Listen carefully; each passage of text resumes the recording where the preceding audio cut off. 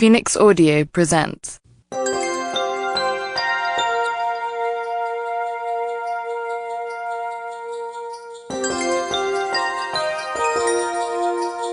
Here on Gilligan's Isle, by Russell Johnson with Steve Cox. An unnecessary introduction. Gilligan. Hi, Professor, what are you doing? Professor. I'm making notes for a book. It's to be a chronicle of our adventures on the island. I think it's a book people will buy, don't you? Gilligan. Sure, I'll buy one. I'm dying to find out what happens to us. That's from episode number 2, Home Sweet Hut. It's time for this book. In the mid-1960s, I was stuck somewhere in the South Pacific with 6 others, swimming through network ratings and problems and friendships and family. Nearly 30 years have passed since the 7 of us signed those unfortunate contracts and landed on Gilligan's Island. That series has affected my life every day since. In fact, today I live with my wife on an island. Old habits die hard. At this point, it's doubtful there's much I could say that would sour the appeal of Gilligan's Island, even though there have been many times I've refused to reveal aspects of my relationships with these fellow castaways, these friends of mine. So you may find a few surprises. It's a tough, strong, funny little show, this Gilligan's Island, and it just won't go away. And now we have a president who watched Gilligan's Island growing up, right along with the rest of the baby boomers. Especially to those who watched the show when they were children and grew up with us in reruns, I am the professor, just as Bob Denver is Gilligan. This is the power of television. Every day I encounter fans who approach me, sometimes nervously, sometimes so casually, you would think we were on the island together. Hey, aren't you the... And there are some who have seen the episode so many times they can tell you which one is which from the opening shot. Oh, this is the one where Gilligan sees everything upside down. And I must say, it's flattering when science fiction buffs remember some of the 50s flicks I did when 3D was starting to get warm, like it came from outer space. At least sometimes somebody recalls me in something other than Gilligan's. I guess I'm finally resigned to the professor being my most famous role. Funny how those things work out. Still, the fallout from this island haunts me, although it stopped plaguing me to the point of misery a while back. Since Gilligan's Island, my life has hit highs and lows. A few years after my first wife, Kay, passed away, I married Constance Dane. Connie was an actress in many television shows, among them the George Burns and Gracie Allen Show, Father Knows Best, Matinee Theater, and Tallahassee 7000. Connie is beautiful, spiritual, and she's my manager. Her advice is invaluable, especially regarding this book, and I love her dearly. So here's the professor and his wife living on an inhabited island in Puget Sound, in a beautiful home surrounded by wooded heaven, where deer come right up to our patio door. Above the mantel is a gift from Sherwood Schwartz, a masterfully matted and framed portrait in glorious color of the 7 stranded castaways hanging directly over the fireplace. Believe it or not, until recently, the idea of being on an island never held much appeal for me. As a bombardier in World War II, I was shot down over one, and in the 1960s my career got stranded on one. Gilligan's Island has been a mixed blessing in every sense of the cliché. Sure, it gave me fame and recognition long after it should have died a natural death. But I'll warn you, there was a time when I was not at all proud of being one of a 7-man totem pole, one of the rest, on a show that was universally proclaimed by the critics to be crap. Twice I turned down invitations to test for the series. Finally, when I gave in, I took on the role of the professor simply for the compensation. All I knew was that it was a job that helped me support my family. What I told TV Guide back in the 60s still applies.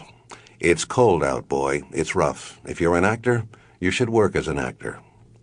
In the beginning, both Tina Louise and I stood under the same dark cloud of apprehension about doing this show, maybe more so than the others. Come to think of it, Natalie Schaefer, Mrs. Howell, was noticeably disappointed that the show was actually purchased and set to start. Natalie had lived in New York for a long time, and she was not comfortable there. She accepted the role for the pilot just to cash in on a free trip to Hawaii. She thought the script was dreadful. It never entered her mind that anyone would actually like the show. As for me, I felt mighty overqualified, and it really disturbed me. For years I was trained in the theater, and I was always serious about what I did as an actor. Tina was a bit more forceful when she blurted publicly that she was ashamed of the show, while we were still filming new episodes each week. Still, every one of us always pulled it off for the camera. In the final analysis, that's all that matters. We took the job seriously, and regardless of any problems with each other or difficulties at home, we worked closely together and made the best of it.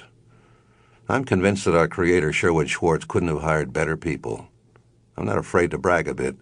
My work is good. I'm a damn good actor. And that's equally true of the 6 others in the cast. In just 3 seasons on CBS, we created almost 100 episodes. That's equivalent to the output of 5 seasons now. I was always happy to be working with such competent, talented actors, but silently my displeasure rose after we were canceled, and the show plagued me. I didn't realize it at first, but because of Gilligan's, I was going to have a difficult time reestablishing a career. Then a funny thing happened. Over the years, I began noticing something unusual about Gilligan's Island. I looked at what television kept producing, and you know what? I realized we really weren't so bad after all. The show's uniqueness became apparent. I never imagined the show would maintain such a warm appeal 10, 20, or even 30 years later. Everyone keeps telling me that Gilligan's is a cult hit show, whatever that means. I suspect it indicates longevity, a strong appeal, and a loyalty toward a show that was instilled in many viewers' lives during their childhoods. It's true that people develop strange and lasting feelings for whatever TV shows they devoured when they were growing up. Here, 3 decades later, I still get recognized by fans who love the show and know these characters and episodes. For a few of us, our characters weren't far from our real personalities. I can say the professor was and is a part of me, but I also left him at the studio when I came home at night. Alan Hale, on the other hand, kept a sort of camaraderie with his alter ego. He loved the character, and Alan really became the skipper and rarely left his house without that cap. Natalie Schaefer, she was the very same as Mrs. Howell, only kinder. But I don't think Tina Louise ever really embraced Ginger Grant. None of us thought the show would last. Some of us thought it wouldn't last a full season. I certainly never thought we were doing work that would someday, years down the line, be dissected by fans. None of us had that idea, except maybe Sherwood Schwartz, and I think he's the only one still collecting paychecks from the show. We had no idea we would become so much a part of the public's consciousness, so why save mementos? Why sock away the scripts?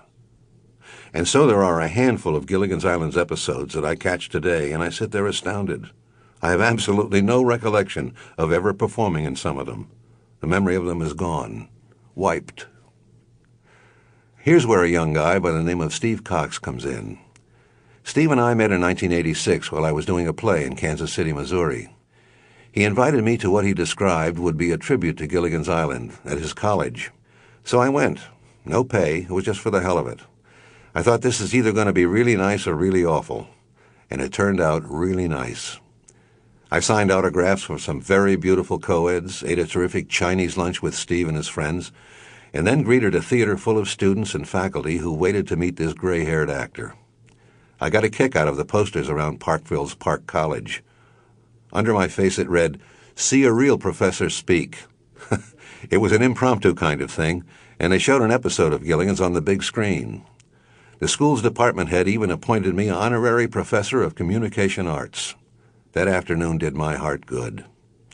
After that, Steve put his journalism degree to use by researching a book of his own about Gilligan's, and with tenacity, he met with all 7 of us, including Tina Louise, which was no easy task. She rarely makes herself accessible when it comes to the dreaded island.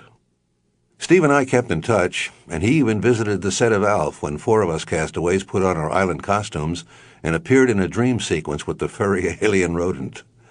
Eventually, his book was, well, marooned.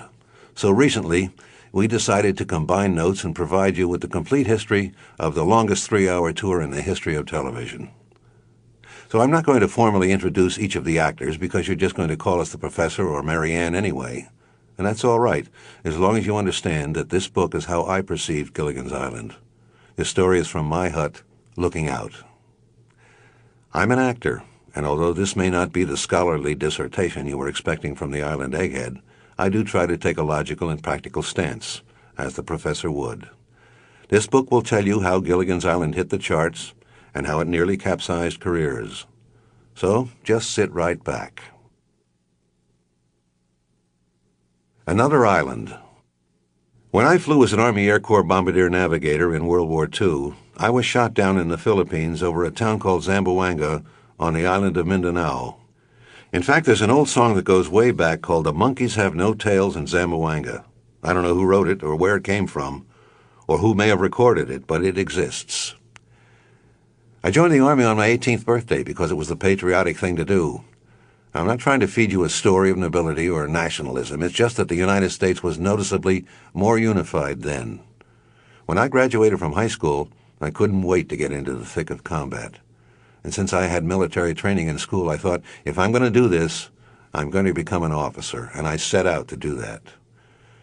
It was the 4th of March, 1945, about 9 o'clock in the morning, and I was on my 44th mission firing a .50 caliber machine gun from one of 3 B-25s that would be shot down that day. We were flying at minimum altitude, or on the deck, which means about 50 feet above the water. We were skip bombing and strafing. The pilot was firing 14 forward-fire .50 caliber machine guns by pressing just one button on his controls. With another button, he dropped 4 500-pound bombs, which skipped across the water like flat rocks across a lake. This is how we were shot down. The Japanese hit us with 20 and 40 millimeter guns that set both of our plane's engines on fire. We knew we were going to have to ditch the plane in the water, so we went into automatic and quickly began the routine we had to go through in order to do so. The first order was to get rid of everything loose, and then sit and brace yourself with your back to the front of the airplane. The plane would hit twice. If you have any control at all, you keep your nose up and your tail hits first. Then the nose comes down, and it's the second hit that's deadly.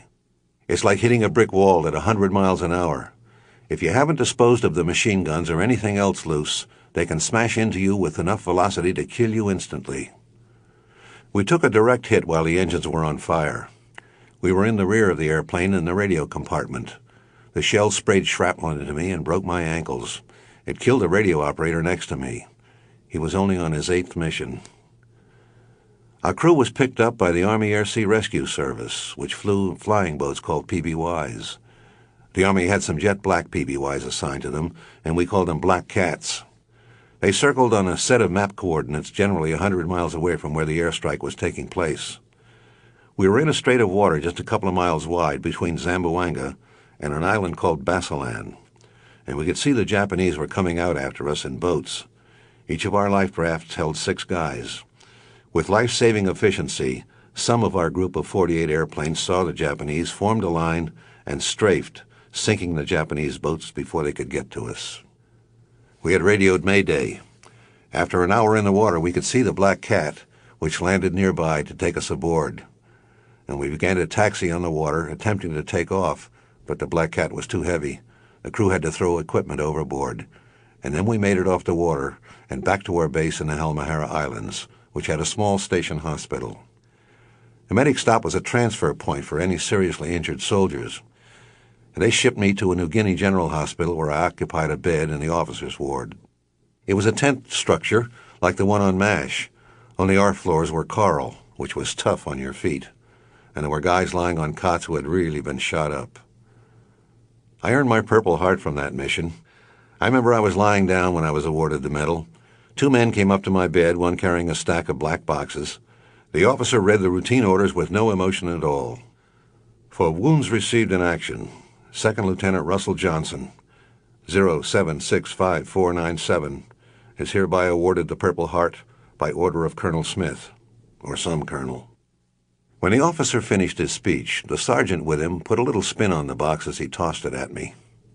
It slid across my chest and stopped at my throat. It was an interesting way to be awarded the Purple Heart. Later, I was also awarded the Air Medal with Oak Leaf Cluster, the Asiatic Pacific Theater of War ribbon with 4 battle stars, and the Philippine Liberation Medal. I'm proud of my career in the military. I was in the service for 3 years and 10 days, and was honorably discharged with the rank of 1st Lieutenant on November 22, 1945. Immediately thereafter, the GI Bill allowed me to enroll in the Actors Lab in Hollywood, and my career as an actor began. The Actors Laboratory. Just after World War II, I started attending classes at the Actors Lab in Hollywood on January 2nd, 1946. Acting was what I had wanted to do since high school. I knew I was good at it, so through the GI Bill, I was in the first class of GIs to attend this prestigious theater school, which stemmed from the old Group Theater in New York. The Group Theater was a powerful entity on the East Coast, well respected in the theater world, and out of it came the Actors Lab in Hollywood. In a 2-year program, we were taught the Stanislavski method by talented actor teachers among whom were Morris Karnofsky, Sam Levine, Hume Cronin, Jessica Tandy, Anthony Quinn, and Mary Tarsai. Konstantin Stanislavski taught acting in the 1920s, introducing a realistic approach. Without getting too technical in my explanation, it provided you as an actor with a way to investigate, work out, and perform a character in a play night after night from the inside out, not the outside in. The Actors Lab became my university. I attended classes from 9 a.m. till noon and from 1 till 4 p.m. At night we attended plays, films, critiques, lectures, and sometimes additional courses. Eventually, for me it became a 24-hour labor of love. I not only studied acting but learned fencing, body movement, voice and speech, dancing, history of the theater, set construction, and other aspects of the theater. The Actors Lab rapidly became known in Hollywood as the place to learn the craft. Everybody in the business came to see our plays, and it ended up being a terrific entree into casting offices and a way to make contacts with producers of both plays and motion pictures. Marilyn Monroe studied there. She had been sent by 20th Century Fox to hone her skills long before she became known in films, years before The Asphalt Jungle. Although it wasn't until about 4 years later that I made my film debut, in the ensuing years I worked at the B.B. Pen Company constructing ballpoint pens, I drove a cab, and I prepared cars for a dealership showroom. I married a beautiful actress and writer named Kay Levy, who went by the professional name of Kay Cousins. And then my break came when actor-producer Paul Henreid helped me get started by putting me in a film called For Men Only. Paul played Ingrid Bergman's husband in Casablanca. For Men Only was a film about hazing and fraternities, and I played a heavy, the villain. I love playing heavies, and this was the first of many such roles for me until Gilligan's Island, of course.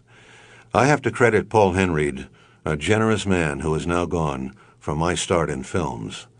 Somebody from Universal Studios saw the picture, and eventually several of us in the film were signed to contracts as studio players.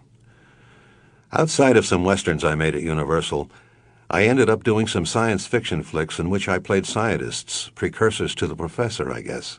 They turned out to be cult movies, like It Came from Outer Space, one of the first films made in 3D.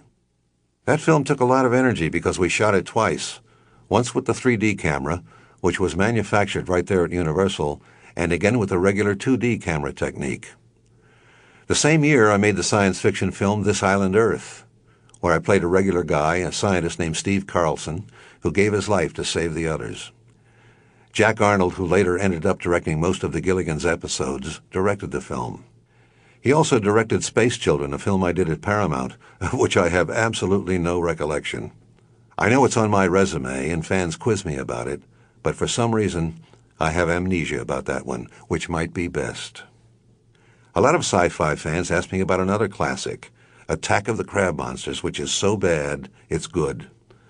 Crab Monsters was a 1957 drive-in favorite directed by Roger Corman, who made a reputation in Hollywood for producing films quickly and with very little money. Corman was a no-nonsense guy. There was no sitting down and discussing what was really going on in a scene between the characters. No time for that. The only direction he gave us was, you gotta get out of the way of those crabs because they're gonna kill you. And that was it. I remember at Crab Monsters, I broke my toe in a scene in which I had to come up out of the ocean wearing scuba gear, along with a girl in the picture.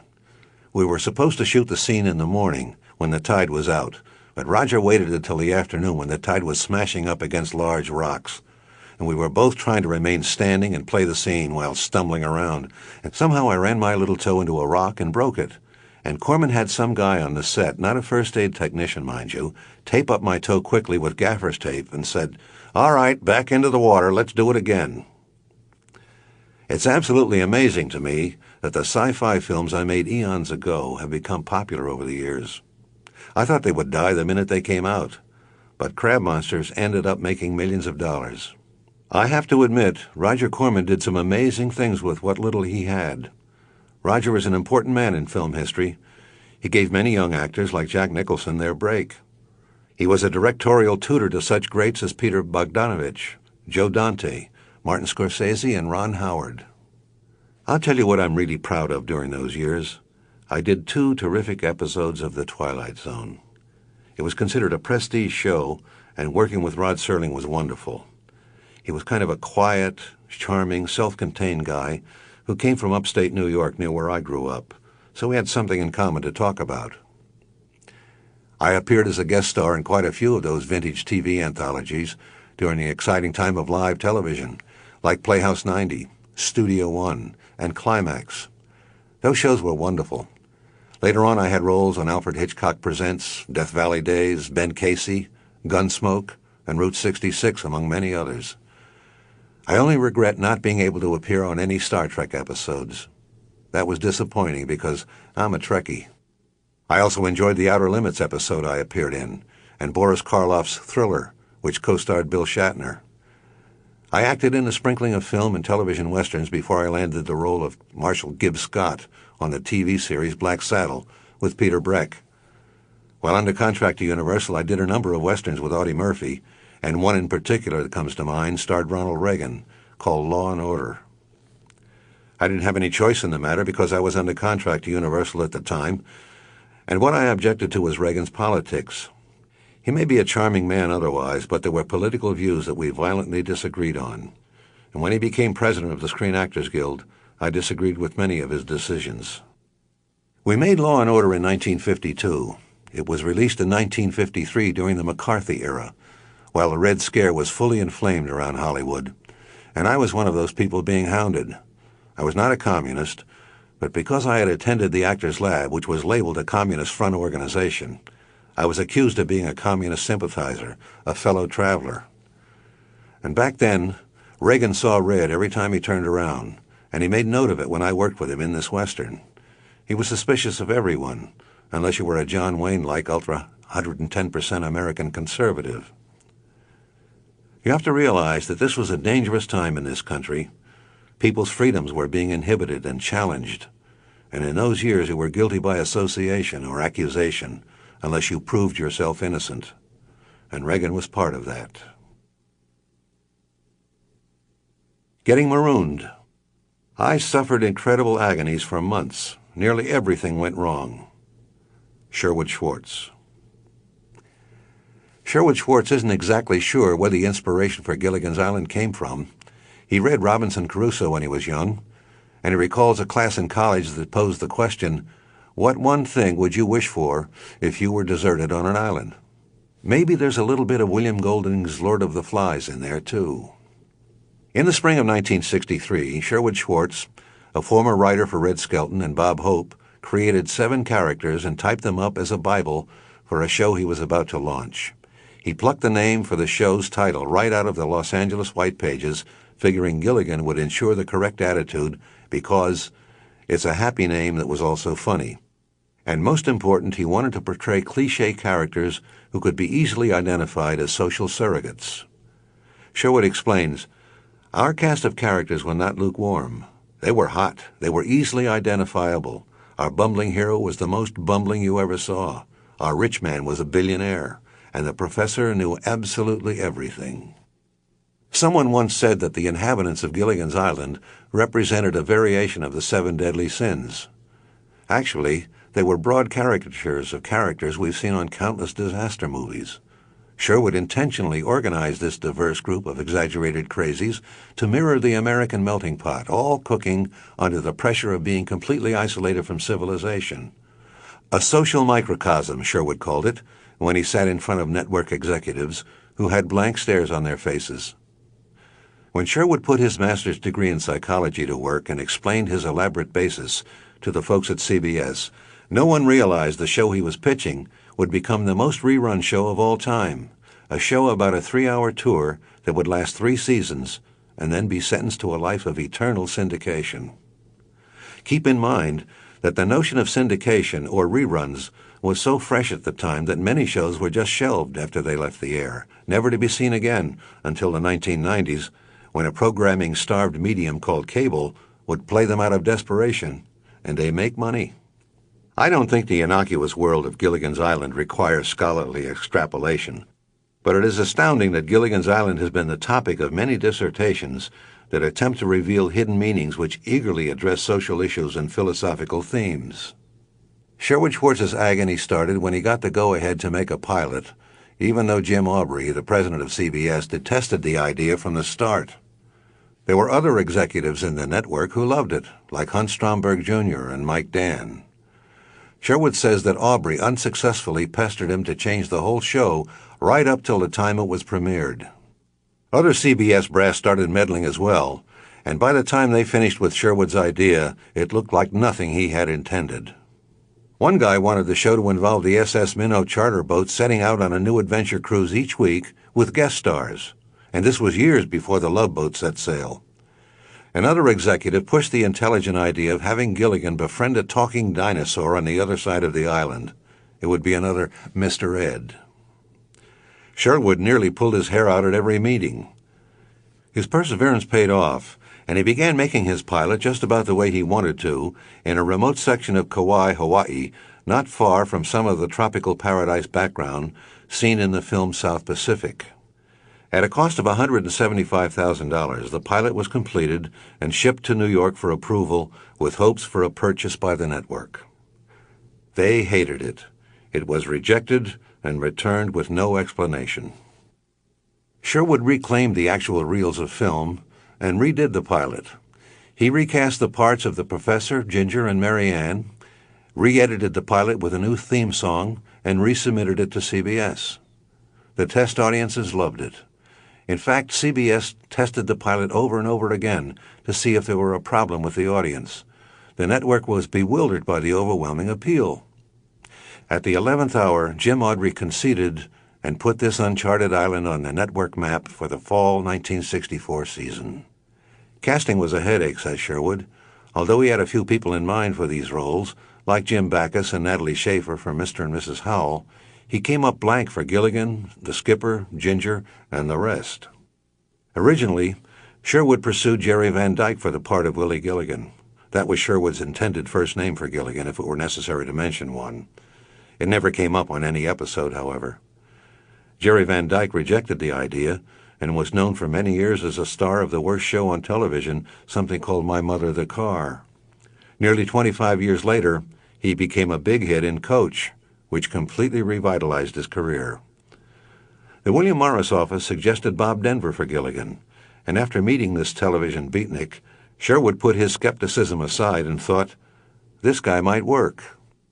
Casting the skipper was agonizing, Sherwood says, because it was imperative that the relationship between Gilligan and the skipper have perfect chemistry. Sherwood explained, I knew the skipper would be yelling at Gilligan all the time, and as it turned out, hitting him on the head with his hat. I needed somebody who could sincerely play a skipper who would remain lovable and warm no matter how much he yelled at his true friend Gilligan. Sherwood wrote a test scene that had the skipper ripping Gilligan apart. He figured if any actor survived that with some decency and integrity intact, then that would be Jonas Grumby, also known as the skipper. Even old Archie Bunker didn't look right. It's true. Carroll O'Connor was among the many heavy-set men who tested for the role. Jim Backus took a gamble and agreed to play Thurston Howell III only if CBS doubled its offer.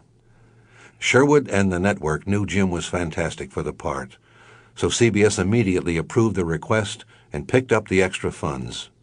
Jim had worked with Sherwood on radio and TV and took the role without even reading the script. I figured if it's good enough for Sherwood, it's good enough for me, Jim said. So when we got on this little plane to Hawaii to film the pilot, I found out that my part was, the wine list was longer. And Sherwood said, don't worry, we'll fix it up. So between us, we sat there and figured out some pretty good rich gags and such.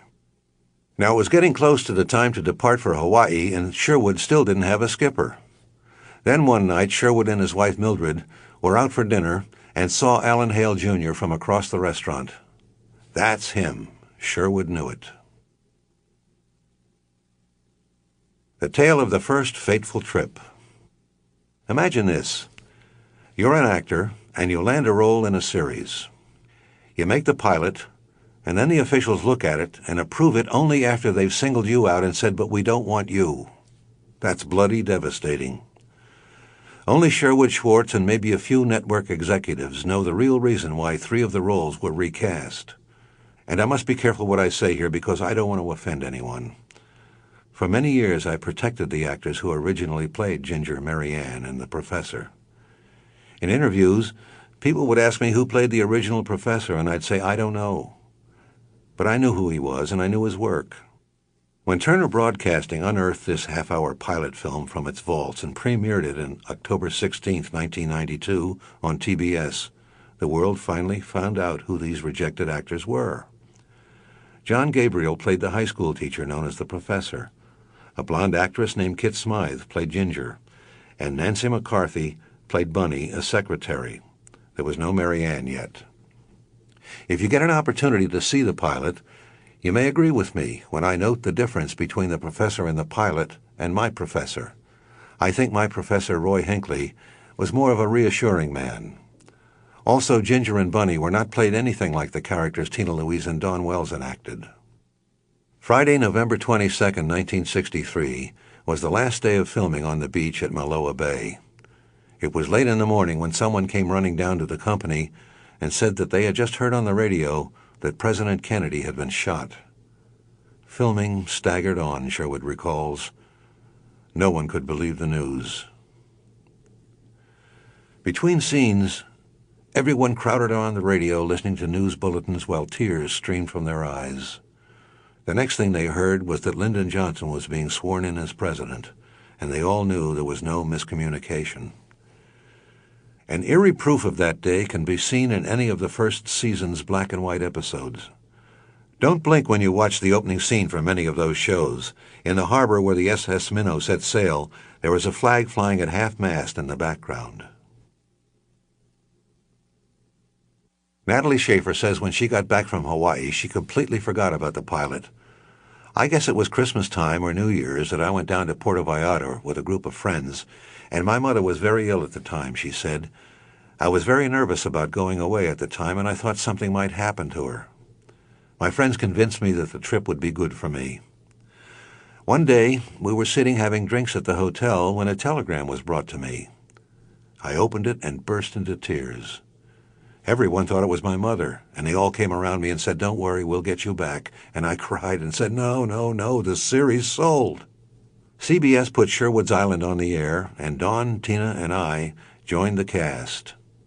Sherwood fought the network's strange decision to air Two on a Raft, the second episode filmed, as the premiere show on September 26, 1964, as it made sense that the pilot, for which we shot new scenes at Zuma Beach, California, should air first to tell the story of the shipwreck. Later on, Sherwood utilized some of the pilot's footage in the first season's Christmas show, the 12th episode, Birds Gotta Fly, Fish Gotta Talk, in which the cast flashes back to their first day on the island. A very strange bleeper is in that episode. Look very closely at the scene of Gilligan sleeping on the boat, waking up when he hears the skipper calling him. The other passengers asleep on the boat are clearly the original Professor, Ginger, and Bunny. No one caught that. Testing. Raquel Welch as Mary Ann? Dabney Coleman playing the Professor? Believe it or not, Raquel Welch and Dabney Coleman tested for roles in Gilligan's Island, but they weren't chosen to take the 3-hour tour on TV's Titanic, as the show has been called many times. I was this close to missing the boat myself. I rejected the offer to make a test film for it twice before I gave in. Why? Well, I guess it was ego. I was waiting for Godot, not Gilligan. Just before Gilligan's Island got underway, the roles of the Professor, Mary Ann, and Ginger were being recast.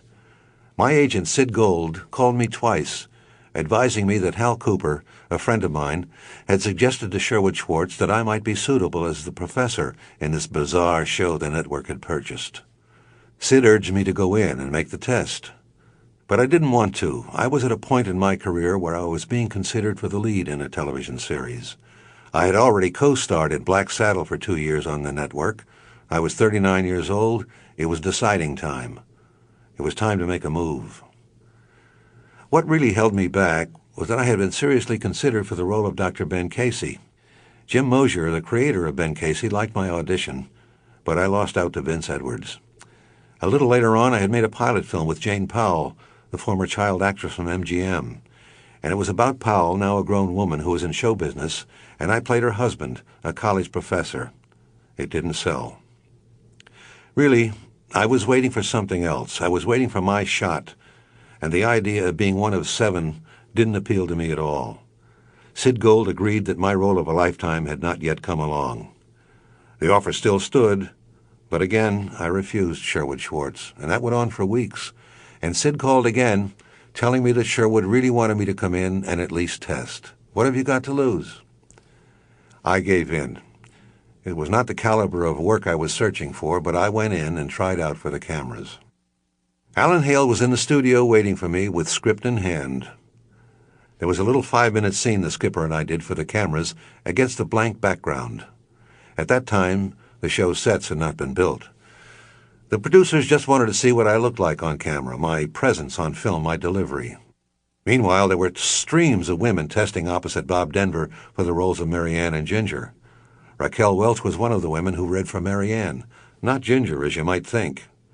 Eventually, Dawn Wells was handed the role of Mary Ann, and someone for Ginger had yet to be chosen. When I went home after the test, I looked at my wife, at my 2 kids, at my house up in the hills in Studio City, and I wasn't making millions of dollars so that I could go on forever without working. I had to work, so I figured I'd better accept this damn thing. I had to sign a preliminary contract with the studio even before the test.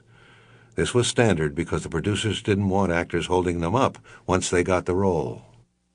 The stage manager working on my test was a friend of mine, Sam Gary, whom I had known from way back. He did me the favor of arranging the order of the tests because I wasn't the only guy the network executives were looking at. Sam assembled the films with particular strategy. First he put a pretty good test, then a lousy test, then me, and then finally a mediocre test. He positioned me just right, and the powers that be chose me.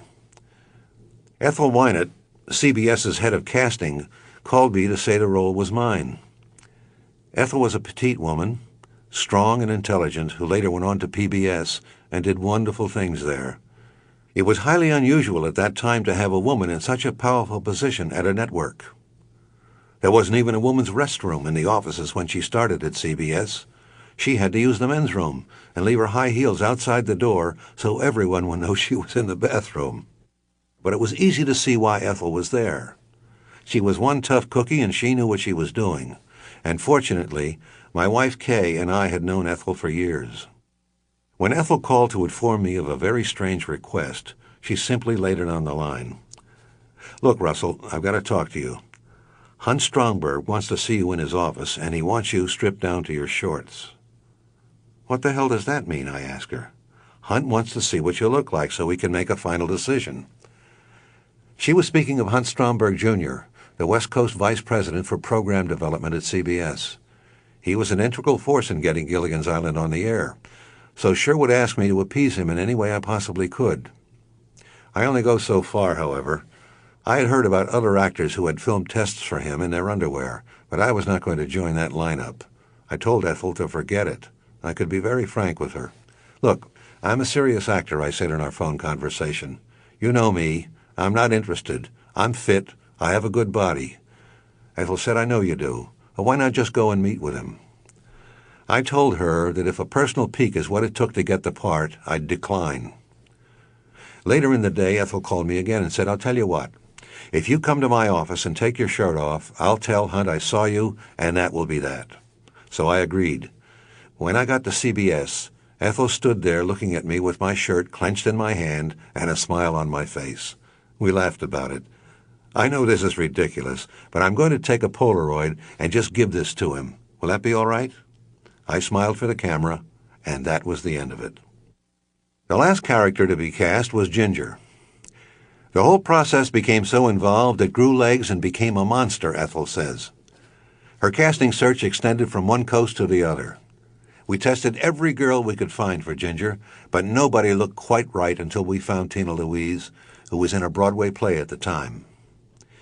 It was Ethel who orchestrated the contract release for Tina so she could move from New York to Los Angeles and start in the series.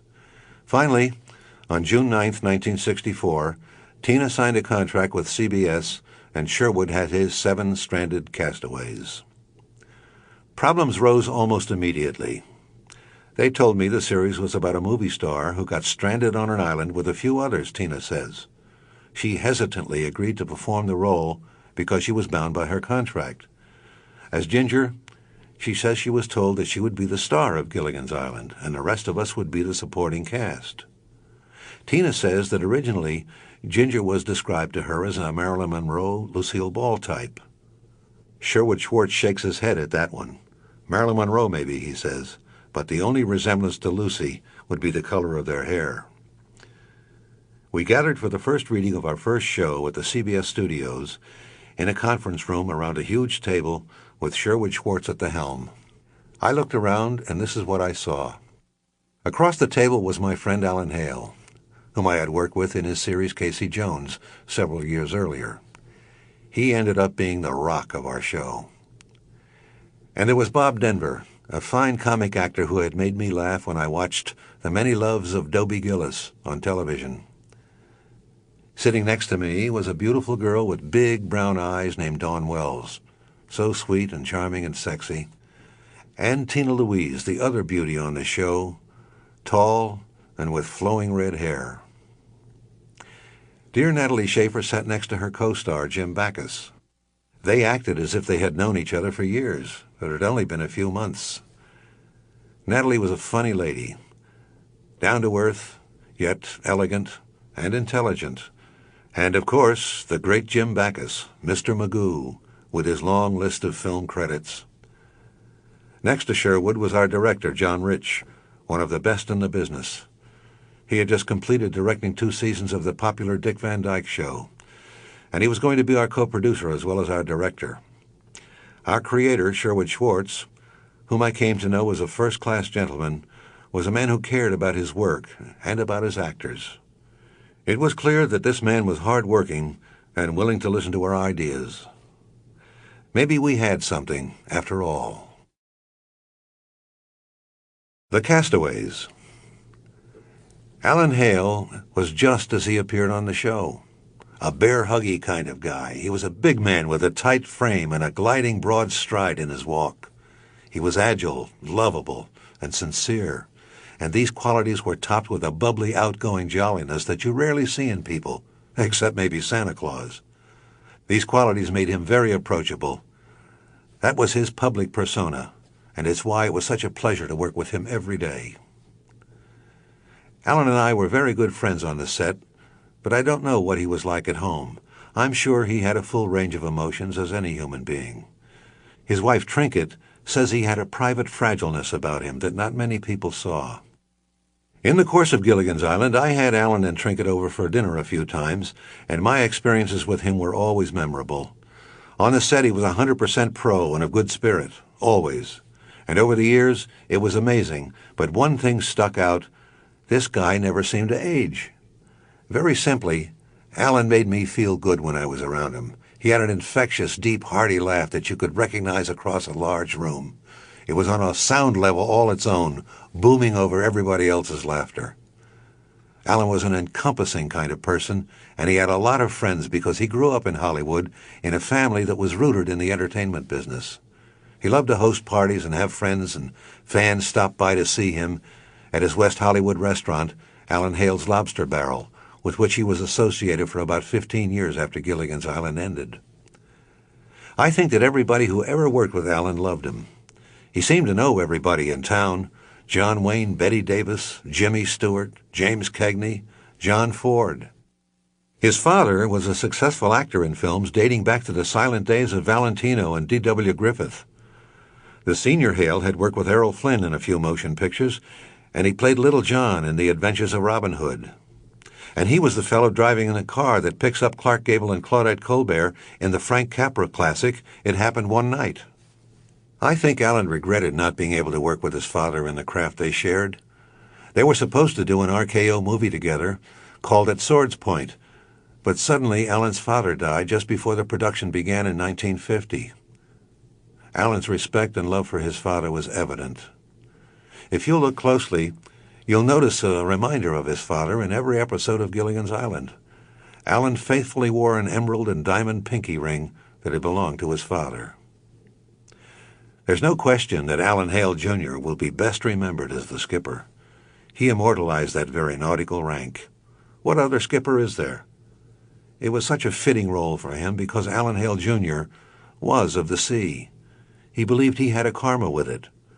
After all, he was a Pisces who loved and respected the sea, and when the time came, he said he wanted to be cremated and have his ashes scattered at sea. Alan was nearly 68 years old when he died on January 2, 1990, leaving his wife, 4 children, and a long list of film and television credits and more fans than can be counted. The last time I saw Alan was on one of our personal appearances together in New York.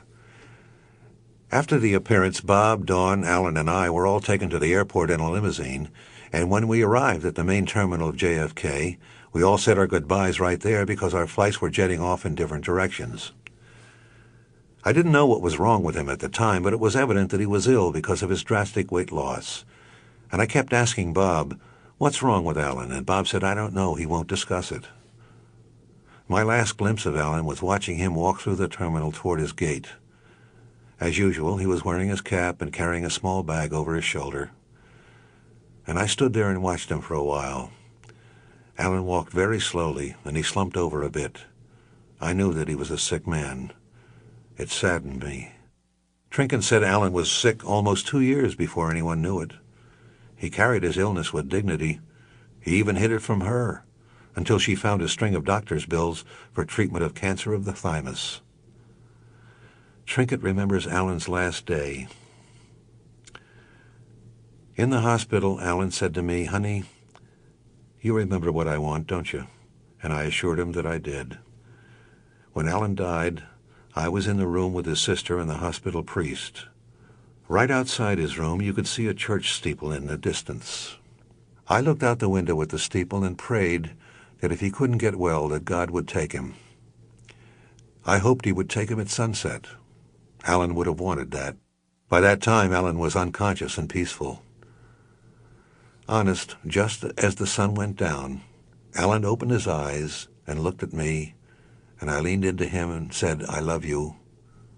And then he took a deep breath, and he died. The priest said, "I think we've all just witnessed a miracle." Dawn called me in the morning when she found out that Alan had died. Dawn was like a daughter to him, and I knew it was crushing for her. She had been to the hospital to see him the day before, and she said she knew it wouldn't be long. All of us felt the loss of a dear friend. Later on, I found out that although the Coast Guard had called Trinket and offered a full military service at sea, she declined and thanked them for their kindness.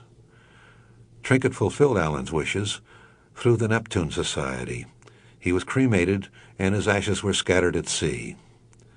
And wouldn't you know it, a helicopter from one of the tabloids hovered above, photographing the whole thing. Trinket arranged an intimate ceremony on a charter boat with family and friends gathered, and Dawn represented all of us from the show. After some passages from the Bible were read, his ashes were distributed and flowers were scattered on the water. The skipper was at sea. I miss Alan. Bob Denver couldn't be more different from Gilligan, which attests to the fact that he's one fine actor. He is not bumbling or inept or stupid like Gilligan. He is a highly intelligent, well-read gentleman who takes his work very seriously. He was not at all flip about the silly things he had to do as Gilligan. All of his actions, every nuance, every giggle, every gesture, every movement were well calculated and executed with unshakable confidence. Now I ask you, does that sound like Gilligan? Bob has an inborn sense of comedic timing that you can't give to anybody, and Gilligan's Island proved to audiences what an accomplished, gifted actor he is. Bob and I are good friends, but I wouldn't say we're bosom buddies. We've always been more businesslike, but on a warm, friendly basis. I've always admired Bob for his talent, And I think that his wife Dreama, whom he married after the show ended, really changed his life for the better. And Bob is a family man with beautiful daughters who just love their father. Bob and Dreama have a young, disabled son, and it's inspiring to see the dedication they have to his well-being and happiness. Bob was a grade school teacher before he decided to make a go of it as an actor. He has a degree in political science from Loyola University, and for a time studied law there as well. While he was at Loyola, he discovered the Del Rey Players and began working with this theater group in a part in the Caine Mutiny. When he graduated, he found that jobs were not easy to obtain, so he taught history and arithmetic at Corpus Christi Children's School in Pacific Palisades, California. On the side, he coached football, basketball, boys and girls, and baseball. Then he suddenly came into a very good thing. He was cast as the lazy beatnik, Maynard G. Krebs, which for a while was his most famous role. It's still popular with fans of The Many Loves of Dobie Gillis, which continues to rerun today. And directly after that series ended, Bob slid into the lagoon. Although Bob later did Broadway, replacing Woody Allen in Play It Again, Sam, and a string of motion pictures, he's now resigned to the fact that he'll always be known either as Maynard or Gilligan. In the past 15 years, he has reprised both characters for TV reunion movies, with ambivalence, I know. When we reunited for The Rescue from Gilligan's Island TV movie, Bob was 43, and he once again slipped into his long-sleeved red rugby shirt and bleached-out bell-bottoms. He colored his graying hair and put on the rumpled white cap for another adventure as one of the original boat people. He did a fantastic job and philosophized, "You can't go back and capture what you did. Not really. I don't care when you try." Many times since then, Bob has been seen in both motion pictures and television as Gilligan. I think in the back of his mind, he wishes he weren't so indelibly associated with Gilligan. At the same time, I think he's grateful for the recognition. He knows Gilligan's Island is an inseparable part of Americana now. Jim Backus had a sense of humor that could be pretty raunchy sometimes, but not as risque as he intended for the voice of his famous cartoon character, the myopic curmudgeon Mr. Magoo. He used to say, "The best of Magoo has to be censored." Jim was notorious for ad-libbing when we filmed. Not all of it was off-color, but most of it was just plain hilarious. He'd tack on a line or mumble a wisecrack, or he'd let out a Magoo-like bark that would have everybody in hysterics. He'd come up with a quick line or just a weird sound out of the blue that would just kill you. Some of that stuff had to be edited out. The scraps were combined with the rest of our filmed blunders for an outtake reel that was shown at the Christmas party. Boy, would I like to have one of those reels now.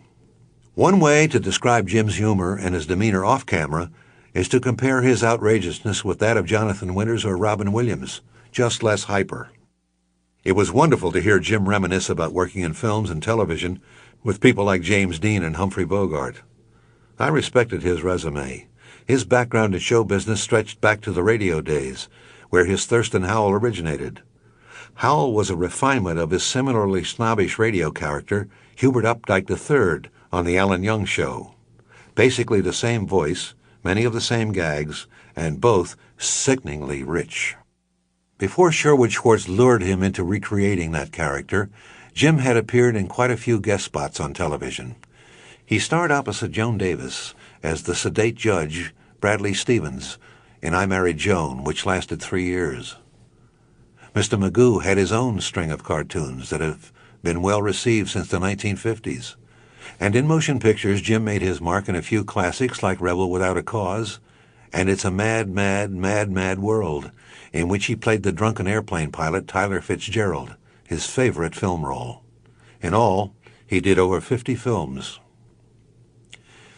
After we filmed The Rescue from Gilligan's Island, Jim got sick. All of a sudden, it seemed as if he had become a frail old man. He needed assistance to walk and move, and it seemed as if he were drained of energy. He was very thin, and to a layman, his illness seemed like a stroke. His mind was there, but physically he had a lot of problems. Evidently, he had been suffering from a complication of afflictions that included agoraphobia, an abnormal fear of going out in public, and Parkinson's disease. The whole thing wiped him out. As he described in Bacchus Strikes Back, a charming book he wrote in 1984 with his wife Henny, he was unable to coordinate his arms and legs, tie a tie, or even hold a fork. He did strike back to some extent, but the old Jim Bacchus never reappeared. When he was approached about recording some new Magoos for Saturday morning TV, he nearly declined out of fear and anxiety. Henny urged him to take the work, and with hesitation, old Magoo had done it again. What brought him through his emotional and physical illnesses over the years was Henny's devotion. She kept him alive, kept him going, and struggled to keep his spirits up, even though Jim's health was like a roller coaster for nearly 10 years. Around Hollywood they were known as quite a team, and theirs was a great love story. Jim Bacchus was the first of our cast to pass away. He died on July 3, 1989. I prefer to remember the healthy, happy Jim, whom I had known and enjoyed spending time with. Natalie Schaefer was a mystery to me at first. Here was this society lady who at first glance seemed kind of phony. She seemed like a typical snooty Broadway diva, complete with a lorgnette. You know those opera glasses with a long handle? And she really used them for nearsightedness. And very quickly I began to realize I had a mistaken impression. Once I got to know her, what emerged was a charming, funny, elegant lady who cared deeply about others. Natalie was a woman who was very beautiful in her time. She had had a career in the theater long before she arrived in Hollywood and began making films at MGM. So her initial apprehension about Gilligan's Island, that silly thing on TV, was understandable. Natalie was married just once, to actor Louis Calhern, in the 30s, and even after their divorce in the 40s, they remained good friends. There's a funny story, actually, about Calhern's last wish. Literally, on his deathbed, he pleaded with Natalie to finally reveal her age to him. She looked him in the eye and said, "Never." That was the thing with Natalie. None of us ever knew how old she was when we worked together, nor did it really matter. When she died, we were all astounded at her age. She never looked her age, and certainly she didn't act it. I remember Natalie telling me about the time she visited the doctor for a mandatory physical. She had to have a checkup for the studio's insurance, so she went back to the same doctor who had examined her years before. He asked her, "Natalie, how old are you now?" She said, "How old was I last time?" There are a lot of famous Hollywood stories about Natalie. Some are rooted in truth, others in fiction. Whichever she decided at the time, she was retelling them. One tale she did tell on herself was of her great romance with the famous playwright George S. Kaufman, while he was still married. It seems she was Kaufman's mistress. Evidently, after Natalie made her first film at MGM, Reunion in France, 1942, Louis B. Mayer called her in to persuade her to sign a contract. He told Natalie, "We need somebody with dignity like you, a lady of elegance. We'll make you a star in motion pictures." Natalie told Mayer she would love to, but she lived in New York, and she was in love. Mayer said it would be no problem to bring her beau out to California as well, and she said, "Well, I don't think his wife would like that." And Mayer was shocked. He read her the riot act and said, "My God, I thought you were a lady. You're having an affair with a married man. Get out." And she never signed on Mayer's dotted line. Later on, when Natalie became Lovey Howell, it was evident why Sherwood had personally selected her. She was very much like Mrs. Howell. She dressed with great taste, and she enjoyed the best of both worlds, or coasts, you might say. During all the years I knew her, Natalie maintained a very nice Park Avenue apartment in Manhattan, and she owned a house on Rodeo Drive in posh Beverly Hills. In both homes, she stocked a small bar, and she loved to host parties. Natalie's most notable attribute was her trademark rich accent. That authentic accent, particularly some words, did not come easily when we were filming. Natalie showed up to work prepared, but she toiled over her Gilligan scripts and struggled to learn her lines each week, more so than any of us, I think. She was just that kind of actor for whom memorization is definitely not instantaneous. Natalie lived mostly at her home in Beverly Hills when she wasn't working, and enjoyed spending time with friends who regularly popped over to chat, have a drink, and gossip. And Natalie hated being alone, but as long as she had her tiny dogs, she was content. Sherwood remembered she was never without a little dog. She had one that lived to be 15, I think, and it was named Lovey.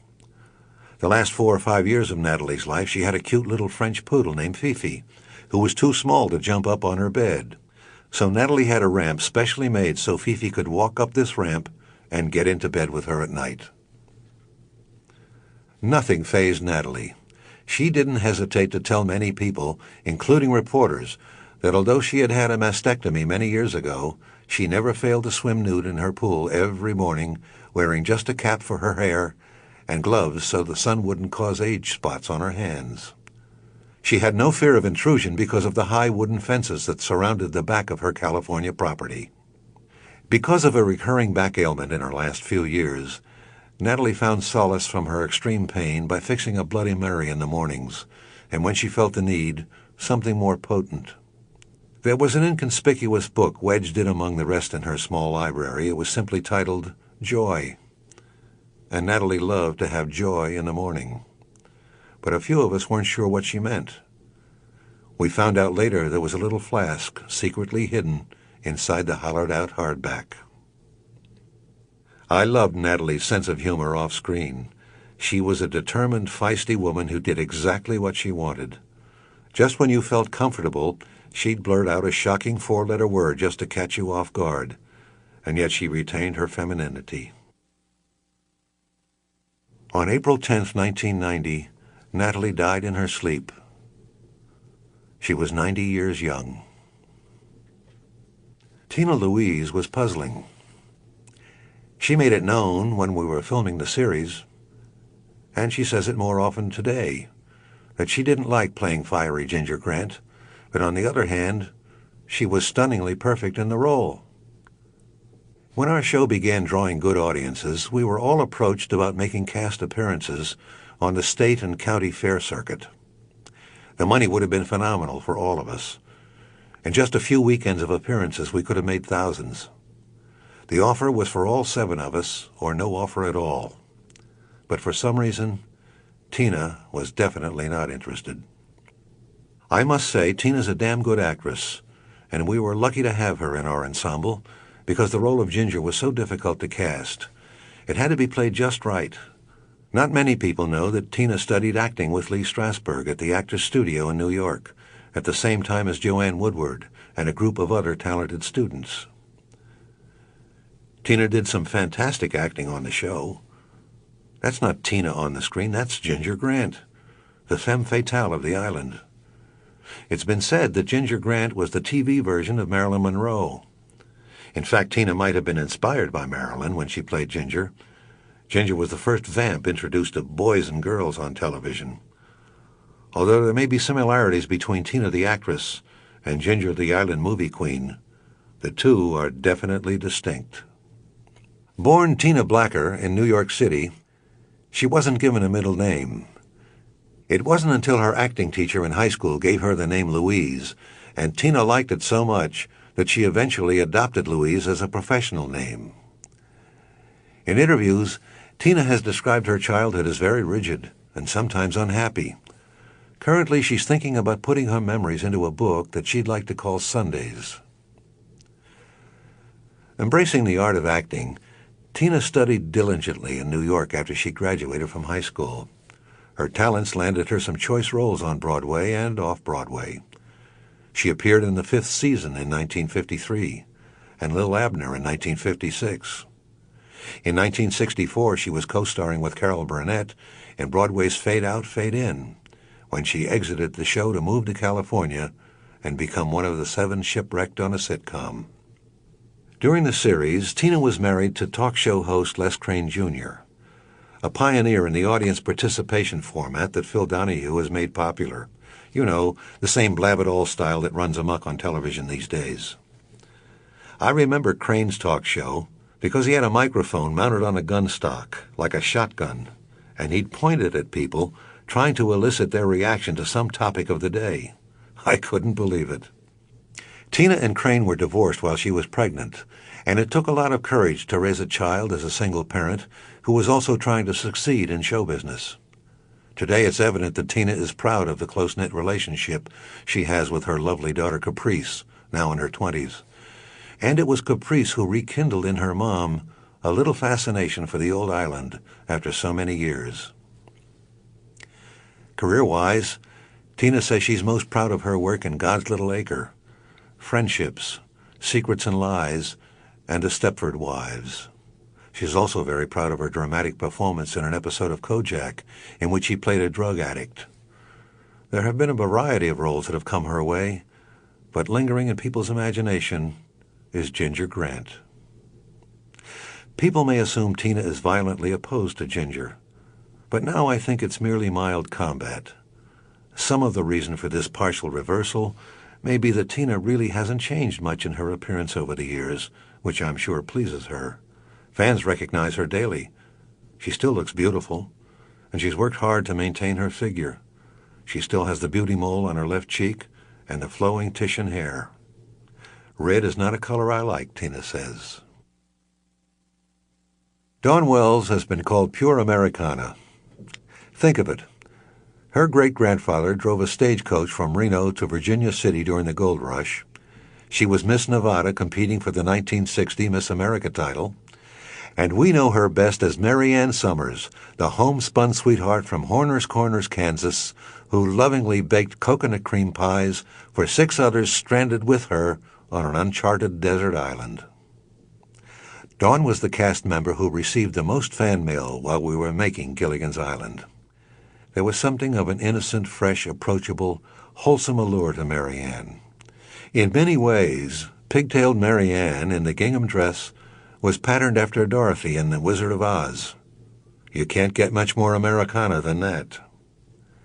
This whole fascination was a surprise to Dawn, who assumed that the most beautiful character on the show was Ginger. As one writer put it, Ginger Grant could make men swoon, a perfumed beauty in slinky gowns. But Mary Ann was a breath of fresh air in sporty short shorts, the girl next door. You may be glad to know that Dawn Wells has always been very much like Mary Ann, kind, gentle, extremely good with children. I think it's a shame Dawn didn't have any kids of her own, and I know she regrets it herself. She has said so. She was married for a few years while we were doing the series, but that ended shortly after our show did, and Dawn has remained single ever since. I guess if I had to identify the one I was closest to in the cast, it would be Dawn. We've always shared a mutual fondness for one another. It was always platonic. At the outset, we were both neglected in the opening credits and referred to as the rest, and our roles were about the same size in the beginning. As time went by, I think the producers and writers began to realize that the Professor and Mary Ann were the lone voices of logic. We were very important to the show, and they expanded our parts. Offstage, Dawn and I used to run lines together, and for me that was a godsend because of those technical explanations.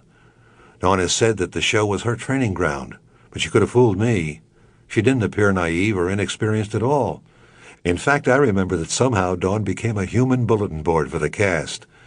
She was the one who knew exactly where each one of us was to be during the day, what scenes were going to be shot, and what the schedule for the week entailed. If there were any questions, the remedy was simple. Ask Dawn.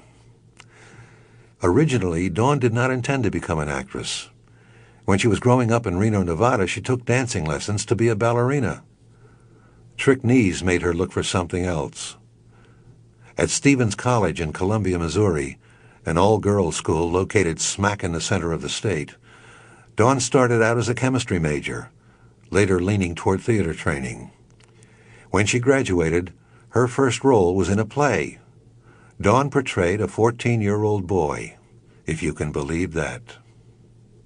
In Hollywood, she slid into television roles, and knock on wood, she says, she's not been out of work since, except by choice.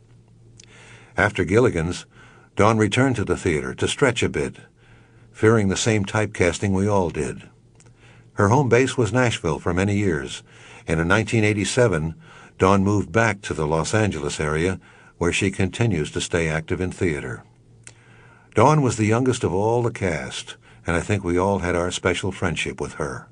She's that type of person. I think late in Natalie Schaefer's life, Dawn became like a daughter to her.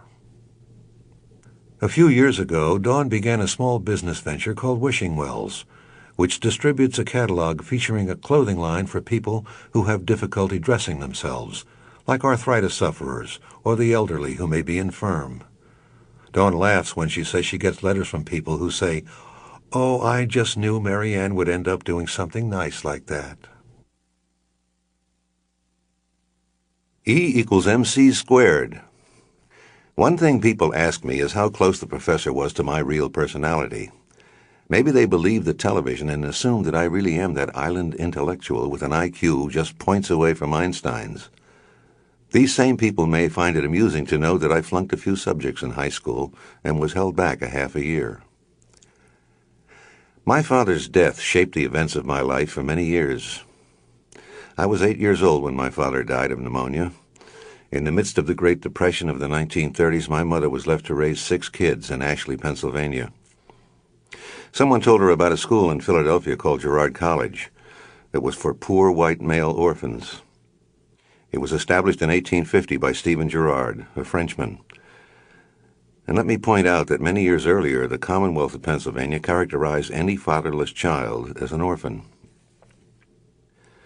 My mother had the courage to do what she thought was right for us, and I've come to realize what a difficult position she was in and what a good job she did. She was a great woman. I loved her, and I miss her. So a few months after my father's death, my younger brothers, Kenneth, David, and I, were admitted to Girard College all on the same day. I spent the majority of my youth within those tall stone walls. I lived and grew up there. It was pretty hard for an 8-year-old to lose his father, to be torn away from his home, separated from his mother, and placed in an institution where he was one of 1,800 boys. There were huge buildings and long rooms with spotless wooden floors and an overwhelming militarized feeling about the whole place. But also, there was a lot of warmth. It took a long time to get used to our sudden uprooting because at Girard we were scared, not only of the other guys but of the disciplinarians as well. This fear surfaced when we saw boys getting hit and knocked about, and we wondered what was going on, and then came to the realization that sooner or later it could happen to us. So we learned how to play the game, how to get along in a situation like that and survive. Because my father was working for the Reading Railroad when he died, we could take advantage of free passes. We went back and forth by train between Philadelphia and Ashley. It's about 125 miles apart during our vacations, 10 days at Christmas and 2 months in the summer.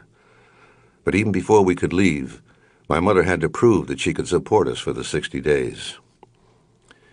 In a lot of ways, I wish my childhood had been different. I wish I had had a father whom I knew, but that didn't happen. I wanted to be closer to my mother, but it was a double-edged situation. I knew I couldn't be. One thing Girard insisted on was that you write a letter every Sunday to your mother. And I did that. If anything, I learned a bit of self-discipline during my childhood. At a very early age, I learned how to hide my feelings. In essence, how to act. I was flunking algebra when I was a sophomore in high school. Algebra just didn't register with me. I couldn't grasp it.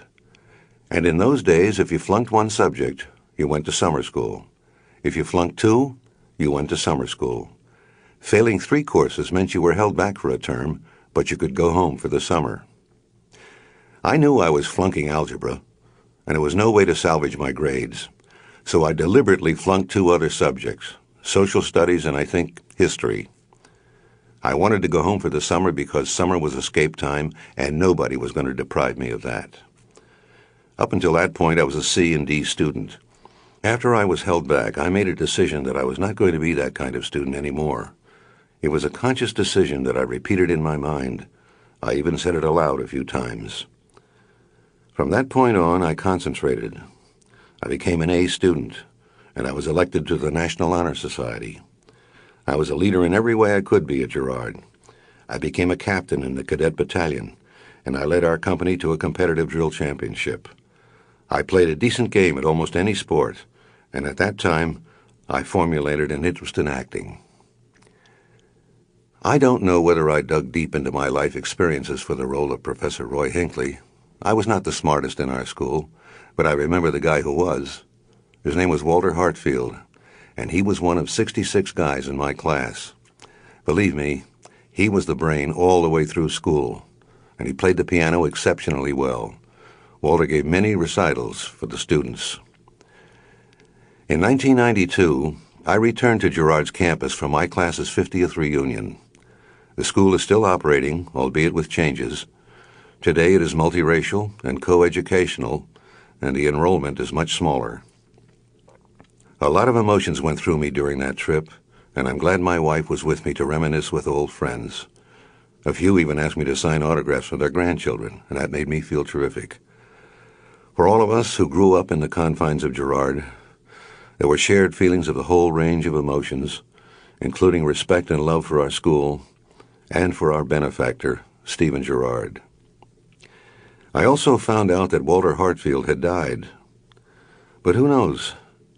Maybe a little bit of Walter lives on in the professor. Features of the Black-Topped Lagoon. There were mornings during the California winter months that chilled the lagoon to a crisp 40 degrees, and when you jumped in, the shock almost took your breath away. Many times Bob had to wear a wetsuit under his jeans and red rugby shirt with the collar buttoned all the way up to conceal it. I wore one too, but it didn't work well because we weren't moving around in the water that much, so it didn't contain much body heat. Some months the water felt great, and we did the shot in the afternoon when it was good and sweltering outside. Natalie would be the first to run in. But some months it was like jumping into a pool of melting ice, and you could tell that we hesitated in some scenes. For some reason, the icy water didn't bother Alan, so we used to kid him about being well insulated. Poor Bob, those lagoon scenes really got to him because he was in that murky water the most. I remember once it was just turning daylight, and we were all at the lagoon getting ready to do the outdoor shots before an afternoon storm rolled through Southern California. Bob had to lay at the bottom of the lagoon with a weight on his chest and wait for action to be called before he could sit up and say his lines for the camera. Take after take, he had to repeat it. That icy water was creeping into his wetsuit, and he was in the water shivering so long that he couldn't get his lines out. His lips were purple. He couldn't take it any longer, so he just walked up to his dressing room, turned on the shower, stepped in with his clothes on, tennis shoes, cap, everything still on. Steam floated out of Bob's dressing room, and you could hear him let out one of those sighs that go along with a hot, steaming, foaming jacuzzi. We shot Gilligan's Island on CBS's studio lot in the valley, 4 or 5 miles away from what is actually Hollywood. The lagoon was on the back lot. Everything else, every hut, cave, and dream was filmed indoors on Soundstage 2 with one camera and no audience. Eventually, the sand on Stage 2 was swept away, and that very same floor became the stomping grounds for Mary Tyler Moore and her cast when they filmed her hit show in the early 70s. When the huts and palm trees occupied Stage 2 for our South Seas sanctuary, a sky-blue cyclorama surrounded the back of the set. We had just a few interchangeable huts that were redressed to transform, say, the Howells hut into the Skipper and Gilligan's. I was usually stuck in the supply hut. There was greenery everywhere, in pots and buckets. Some palm trees were tied up with sacks around their bases. Some of our indoor palm trees were held up by planks that were nailed to the floor. An assortment of styrofoam boulders with flat bottoms were scattered around for decoration. It was a jungle, all right. People still ask about the lagoon. I think it took a few inspections and alterations before they got it right, but the CBS greensmen, designers, and contracted landscapers made this lagoon out of a corner chunk of land. Artificial palm trees that were bald of palm fronds were planted around the pool they were digging. Eventually, palm leaves were attached, and much more tropical greenery, some live, mostly plastic, was brought in. And then they blacktopped the lagoon's belly, pumped water in, and it leaked terribly. So they had to empty the lagoon, fix it, and fill it again. The lagoon was emptied and refilled a few times when the water got too dirty to jump in or to even look presentable for Gilligan to pass by and discover a NASA spacecraft or something. The only other interference we experienced while filming at the lagoon was the occasional airplane that rose from the nearby Burbank Airport and flew overhead. The lush lagoon, 4 feet deep, with a working waterfall, cost $75,000. There have been rumors that the lagoon was converted into a parking lot. However, as far as I know, our tropical paradise is still there at CBS. Oh, and don't be duped. Your tour guide on the tram at Universal Studios will tell you the lake you are passing was the lagoon for Gilligan's Island. What they don't say is that it was used only once in a TV reunion movie. For those of you who thought we never actually pinpointed the island on a map, well, here's your answer. You know that wavy shot of the island in the distance just as you're coming back from a commercial? You know, the same island right behind the show's title? That was Coconut Island, one of Hawaii's tiniest. For those honeymooners who want to visit the most televised island in history, it's located in Kaneohe Bay on the northeast shore of Oahu. It also served as the location for the film Bird of Paradise. The Ballad of Gilligan's Island. It's probably true that more kids can recall the lyrics to the Gilligan's Island theme song than can recite our country's Pledge of Allegiance. It's also probable that our show's opening theme song is the most famous of all TV theme songs. And yet when Gilligan's Island was still under construction, the tune as we know it was not the first choice. In fact, it was out of sheer, painful desperation that the song came about at all.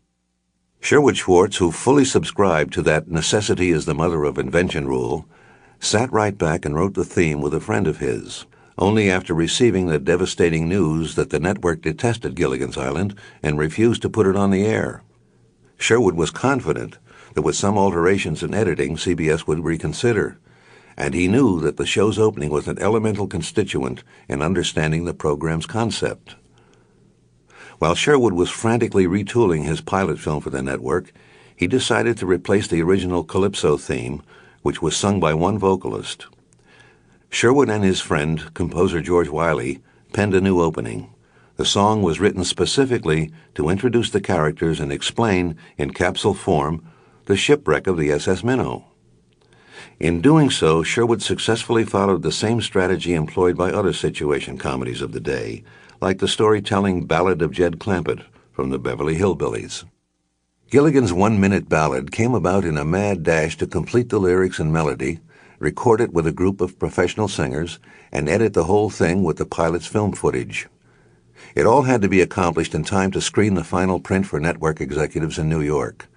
Because the song had to be recorded on a weekend and there were no recording studios available, Sherwood begged favors from friends to get it done in a couple of days.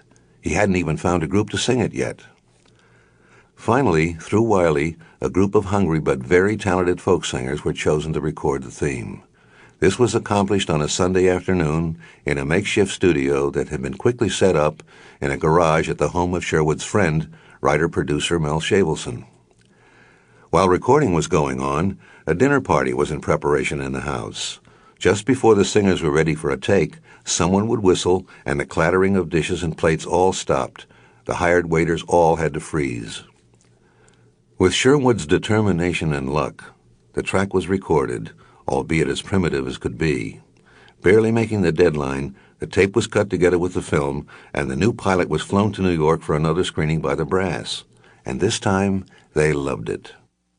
Strangely, until now, not much had been known about the three young clean-cut folk singers who harmonized the vocals and played their guitars for our theme song that afternoon in a garage. They were a trio known as the Wellingtons, college buddies, all in their early 20s, who came from the University of Illinois. Their names were George Patterson, Kirby Johnson, and Ed Wade. Over the years, Sherwood had lost contact with them, and these guys seemed to have slipped into obscurity. As it turns out, they had eagerly ventured into the music industry in the early 60s, broken up in the late 60s, and after becoming like brothers over the years, had gone their separate ways. George Patterson became a respected psychologist. Ed Wade became a successful attorney and is now a partner in a large law firm. And Kirby Johnson stayed in the music business, arranging for the likes of Arlo Guthrie, Ike and Tina Turner, Carly Simon, and Blood, Sweat, and Tears. When the Wellingtons were approached about singing the theme song to Gilligan's Island, They thought it would be fun, and they shared enthusiasm about getting further television exposure, but it wasn't something they thought would last. Unfortunately, for the second season of Gilligan's Island, the Wellingtons were replaced by another clean-sounding vocal group, the Eligibles, who sounded a lot like them. The new group recorded the theme song to eliminate "and the rest," and inserted an important addition to the lyrics, "The Professor and Mary Ann." Needless to say, Dawn and I felt we deserved that change in lyrics when it happened, but even more, it meant that our names and faces would be featured in the ship's wheel in the show's opening. But I'm not sure that any of us in the cast noticed that an entirely different music group re-recorded the theme song. Today, none of the former Wellington knows positively why he was replaced. George Patterson hazily recalled that they might have been approached about recording a cleaner, lyrically revised version of the Gilligan's theme for the second season's opening, but they were busy working with Donald O'Connor in Las Vegas at the time. Patterson vividly recalls the day when the fellows were approached with the idea of releasing the Gilligan's Island theme as a single because the show was doing so well. "We thought it was a stupid idea," he says. "Who could have known?" The Wellingtons were linked to our show for two reasons. They recorded the original theme song and they guest starred as the Mosquitoes, a rock group that landed on the island in Don't Bug the Mosquitoes. That's where we finally met the guys who sang our theme song. Don't Bug the Mosquitoes. I don't remember a lot from this episode except that Alan, Jim, and I had to get into these ridiculous costumes. We had wigs, wore tights and bright shirts, and played these bamboo guitars. And Bob was on drums. And Alan was in tights, which was hilarious. Every once in a while, the writers gave us a script that had Alan dressed in long underwear or a grass skirt or a toga. On him, it was especially funny, and he laughed right along with us. This time, our rescue was ruined by our own ingenuity, not completely Gilligan's fault either. Here's how it went. The Mosquitoes, Bingo, Bango, Bongo, and Irving, America's hot new rock group, landed on the island for some R&R and to escape from their crazed fans. The castaways were so desperate to get back to civilization that they schemed to annoy the four singers so much that they would want to return to the mainland. That didn't work. So someone got the brilliant idea of assembling Mr. Howell, the skipper, and me as a new rock group on the island, and that didn't work. Now Ginger had the girls form a group called the Honeybees and do a number in matching go-go pants and boots. They sang a terrific song called You Need Us. Like a clam needs a shell, like a prisoner needs a cell. The Honeybees ended up being too good, and their talent threatened the Mosquitoes, who fled the island without us, of course. About the Professor. Name Dr. Roy Hinckley. Birthplace, Cleveland, Ohio. Education, 6 degrees in all, including a BA from USC, a BS from UCLA, an MA from SMU, and a PhD from TCU, all achieved in 25 years. Areas of expertise? Medicine, dentistry, biology, agriculture, astronomy, marine biology, geology, anthropology, botany, psychology, physics, law, zoology, chess. Occupations: professor and high school science teacher, noted Boy Scout leader. He was the youngest Eagle Scout in Cleveland. And writer. Reason for taking the 3-hour tour? To write his book, Fun with Ferns. From writer David Mark. Quote, "The professor is scientia, the competent voice of empirical reason, crying out among the otherwise foolish, inane, and inept." End quote. From creator Sherwood Schwartz's Bible of the Characters. Very often the professor is the one who prevents the rest of the group from taking rash actions. The others look to him and his great store of scientific knowledge, especially as it might affect their possibility of rescue. And it is to this end that the professor dedicates himself. From Joey Green's The Unofficial Gilligan's Island Handbook. While the professor may not have a poetic personality, he always seems to have the most sensible solutions. He's actually the only level-headed person on the island, a bookworm who rarely displays his emotions. In short, a shipwrecked Spock. He is clearly the castaway's guiding light and silent leader. He prefers to sit quietly in the background and let the others think that the skipper runs the island. But when it comes to judicial affairs, life-threatening matters, or possible rescue attempts, the professor unobtrusively assumes leadership. The SS Minnow. No one can say Gilligan's Island was without hidden meanings. I was surprised to find out recently from Sherwood Schwartz that our shipwrecked vessel, the SS Minnow, was actually named for someone. It was so christened in dubious honor of the man who, Sherwood insists, ruined television. Newton N. Minnow was the chairman of the Federal Communications Commission in 1961 when he delivered a now famous speech at a broadcasters' convention lambasting television. He was speaking for the government, and he vehemently denounced our most powerful communications medium as America's vast wasteland. Gilligan should be proud that he had nothing to do with it. We hadn't yet set sail on television. The result of Minnow's speech was disastrous, Sherwood says. Until his speech, the networks were conduits, and they had no control of programming. Sponsors had more power, and the creative people who created the shows had more authority. Minnow gave the networks authority and placed the power of programming in the hands of 3 network heads who for a long time controlled everything coming into your living room. They eventually became the de facto producers of all primetime programs by having creative control over writing, casting, and directing. By the time Sherwood started Gilligan's Island, the networks had just begun to use the dictatorial powers Minnow had handed them. They had an Uzi in their hands, Sherwood says. I don't think Newton Minnow knows about his inadvertent inspiration. Maybe it's better that way. Otherwise, he'd be reminded of it 4 times a day in some cities. Real life on the island.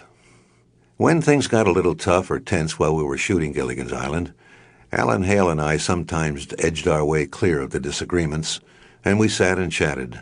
He used to say to me, "You and I are the guys who hold this thing together, you know that?"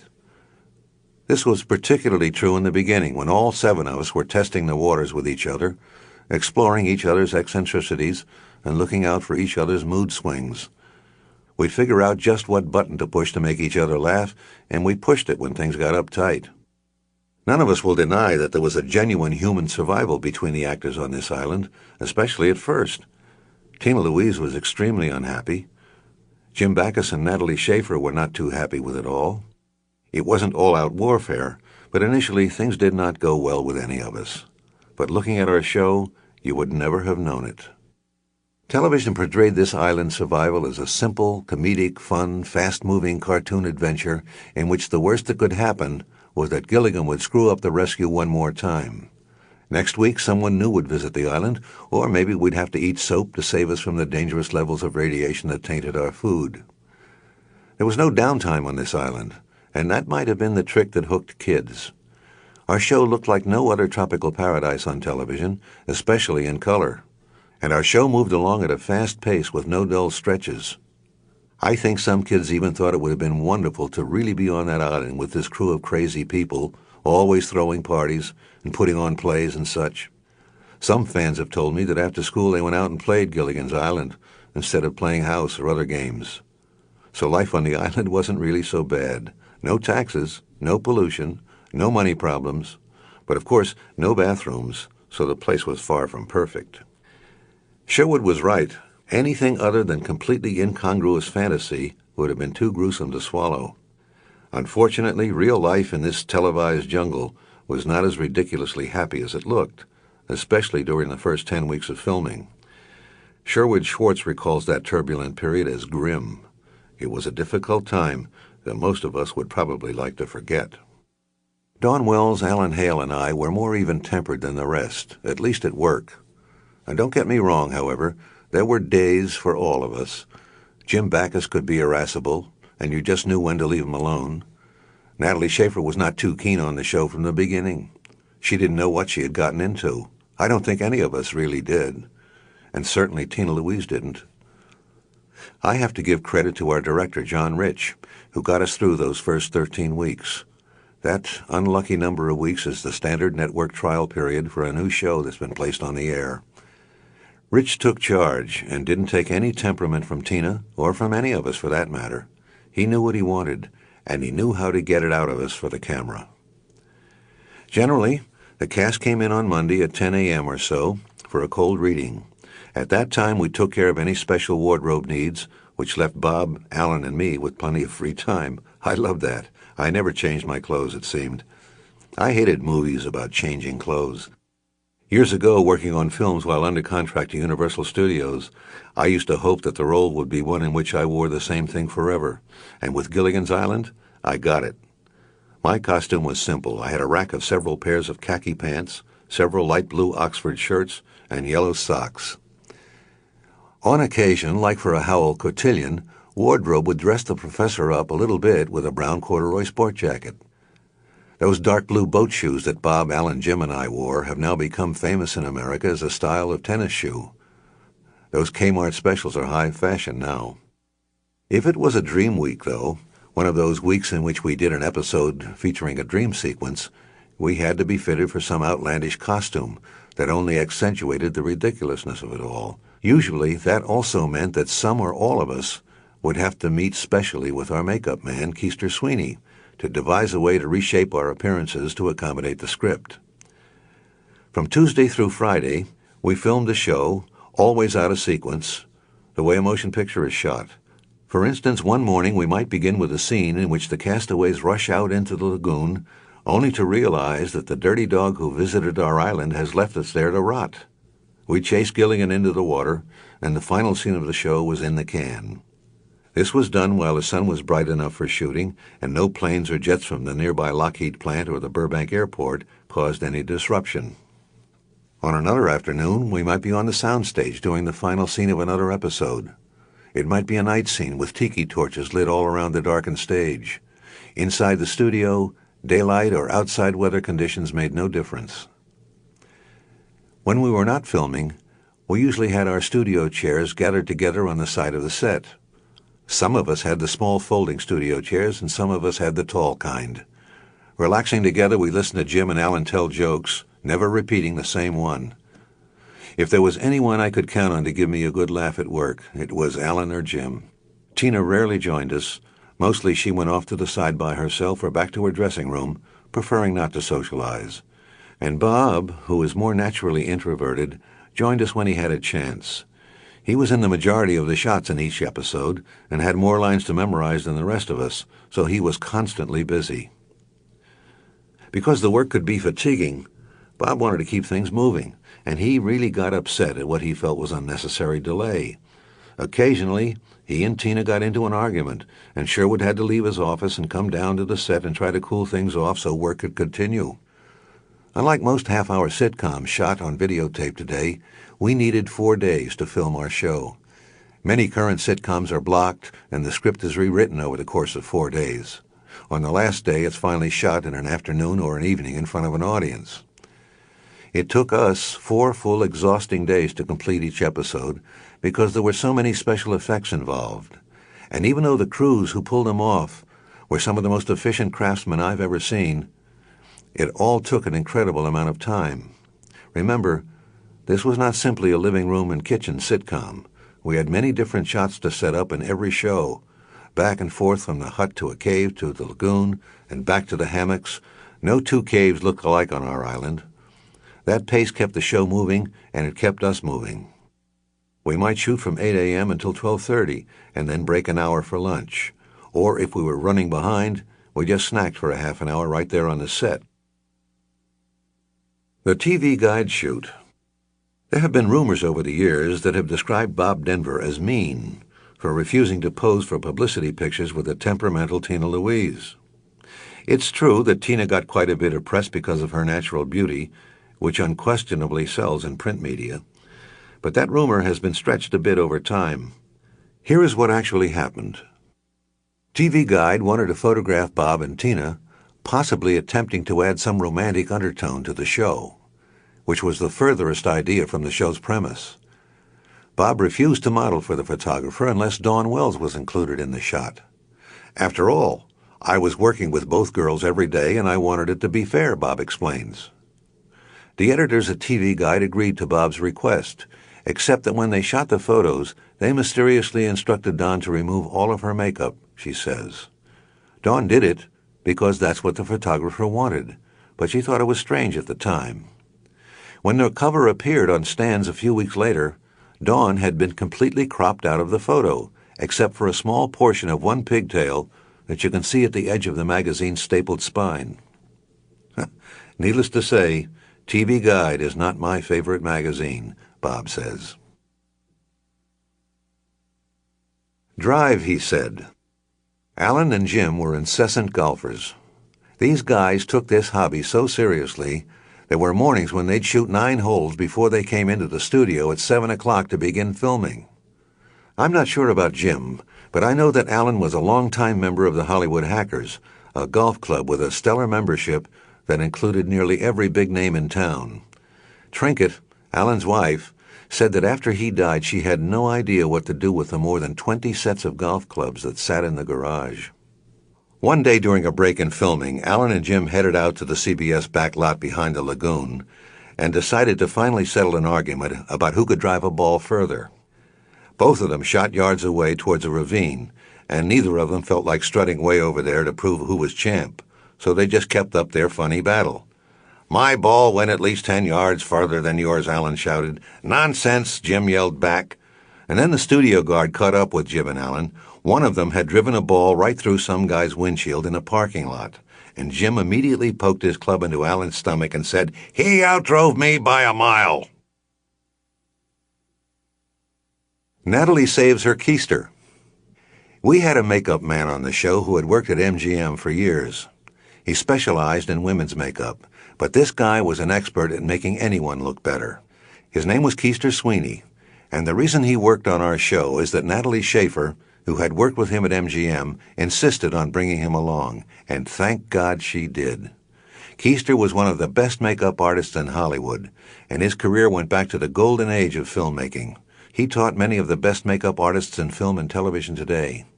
Keister became part of our family, and even after his retirement in the 1970s, he rejoined us for a couple of the television movies.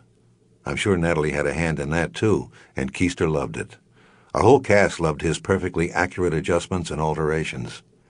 Keister made me look better than anyone ever has. He showed me all kinds of tricks, and after Gilligan's, I realized he had spoiled me. My eyelids, for instance, they're the heavy type that sink a bit, and my eyebrows are light in color and fade out at the temples. Keister filled in my eyebrows and stretched my brow a bit to open my eyes up. Keister also had a way of shadowing my nose and hiding my double chin subtly, so I looked better on TV than I did anywhere else. Whenever another makeup person attended to me because of time restraints, I always went back to Keister and asked him to fix their work. Hairy coconuts and bamboo shoots. Our prop department made fantastic things. I wish I had some of them now, like those plastic coconuts we drank from, or my makeshift laboratory setup, constructed of intricate pieces of bamboo and vines with dripping island serum and little Bunsen burners and test gourds. We used to cheer the prop guys when we came on the set and saw how they had accomplished the script's needs. One time a story called for a primitive little car for Gilligan to chauffeur the Howells around in. The crew just couldn't wait for us to try it out. They were like the kid on Christmas who can't wait for his dad to finish assembling his bike. Of course, the prop men and the special effects guys were efficient and tested every contraption and explosion well ahead of the shooting day. At any given time, Sherwood had more than 10 scripts stacked on his desk just waiting to be produced, so the crews had time to perfect their inventions. They rarely screwed up for the camera, and usually everyone on the set applauded them. These guys loved their work because it brought out their creativity. Generally speaking, in a studio prop shop, you're not making a lot of things, you're ordering stuff from large prop houses. But for Gilligan's, they had a distinct assignment. They had to solve a problem and do it with bamboo, gourds, strands of rope, and coconut shells. It got to the point where the whole Gilligan's company looked forward to seeing how these ingenious prop guys would build Mr. Howell's pool table or a bicycle-driven washing machine for Mary Ann. They would usually explain to me how the contraptions worked because I had to explain it to the castaways. The Professor's Island Inventions. Okay, so I couldn't build a boat. The professor improvised with gadgets and concocted some pretty wild antidotes. But I must refute something. Despite what you hear, the professor never built a nuclear reactor or a satellite communication system out of clamshells. Oh, here's an inventory of what he did build. A bamboo lie detector hooked up to the ship's horn and the radio's batteries. Shark repellent. A coconut shell battery recharger. A bamboo telescope. Jetpack fuel. A strychnine serum that temporarily paralyzes Gilligan. A Keptobora berry extract to remedy Gilligan's double vision. A helium balloon. Rubber raincoats sewn together and sealed with tree sap. A bamboo xylophone. Soap made from plant fats. A Geiger counter. Lead radiation suits and makeup. Protection from a meteor's cosmic rays. A pedal-powered bamboo sewing machine. A washing machine, water pump, and telegraph, all pedal-powered. An assortment of hair tonics, antiseptics, poisons, spider cider to kill off a gargantuan black morning spider, and even a batch of nitroglycerin. And Mr. Howell's roulette wheel and pool table. Jungle blunders. For some strange reason, fans have a fixation about accidents that occurred while we were filming the show. There's something about physical harm and catastrophic misfortunes that stimulates the imagination and heightens curiosity. It's human nature, I guess, like slowing down to gawk at a twisted wreck on the highway. Truthfully, none of us ever really suffered any serious injuries while filming Gilligan's. Every one of us was in every single episode, and luckily, not one of us missed a show. The mishaps which emerged from simple slapstick gone awry sometimes meant a whirl to the emergency room or a rewrite of the script. And other times there were close calls. For instance, fate was on Bob Denver's side the time Gilligan and the skipper switched hammocks for a scene. I don't recall why Skipper was in the top hammock, but it was part of the script. In rehearsal one day, Alan Hale, who was every pound as solid as he looked, made a free fall from the top hammock right down onto a mat on the sandy floor. You could hear him yell, "Nope!" from across the stage. All of a sudden, Bob looked out from the bottom hammock, white as a ghost. He stared and took a breath. He had been lying there quietly preparing to drop out of his hammock first, and if Alan had plummeted into him, a few of Bob's skinny bones would have been snapped. Now you can guess the rest. The professor would have had to make a cast for Gilligan to wear conspicuously for many episodes. In one show, if you look closely, you can see a bandage on Alan's right ear. In this episode, we put on a play, and Ginger and Mrs. Howell argued about who would play Cleopatra. Near the end, Gilligan carried a bamboo ladder on stage, and the skipper, dressed in undershorts and a toga, walked right through it, breaking the rungs. The prop men demonstrated the gag for Alan, and the thin bamboo they had made for the rungs snapped as easily as pretzels. Alan tried the gag once, and when the soft bamboo broke, it exposed a sharp edge that sliced into his ear. Alan's dedication to the show was undaunted. He would do just about anything to assist in its health. This is a guy who took a fall from a palm tree and broke his wrist, but told no one. There were 2 more episodes to film that season before we scattered on hiatus, and Alan didn't want to disturb the course of events. He never took a day off and never complained. At our wrap party celebrating the close of the first season, Sherwood Schwartz took Alan aside and asked him why his wrist looked painfully swollen. Alan told him about the accident. None of us knew till then. When Alan finally went to his doctor, he was fitted with a cast from wrist to elbow.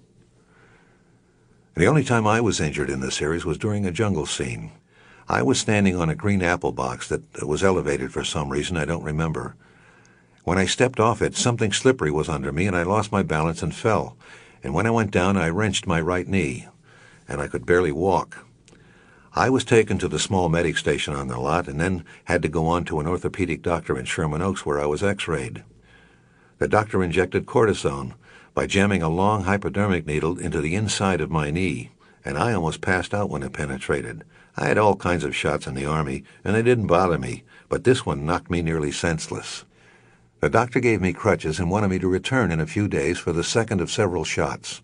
I told him, "You'll never see me again," handed back the crutches, hobbled out of his office, and was driven back to the studio.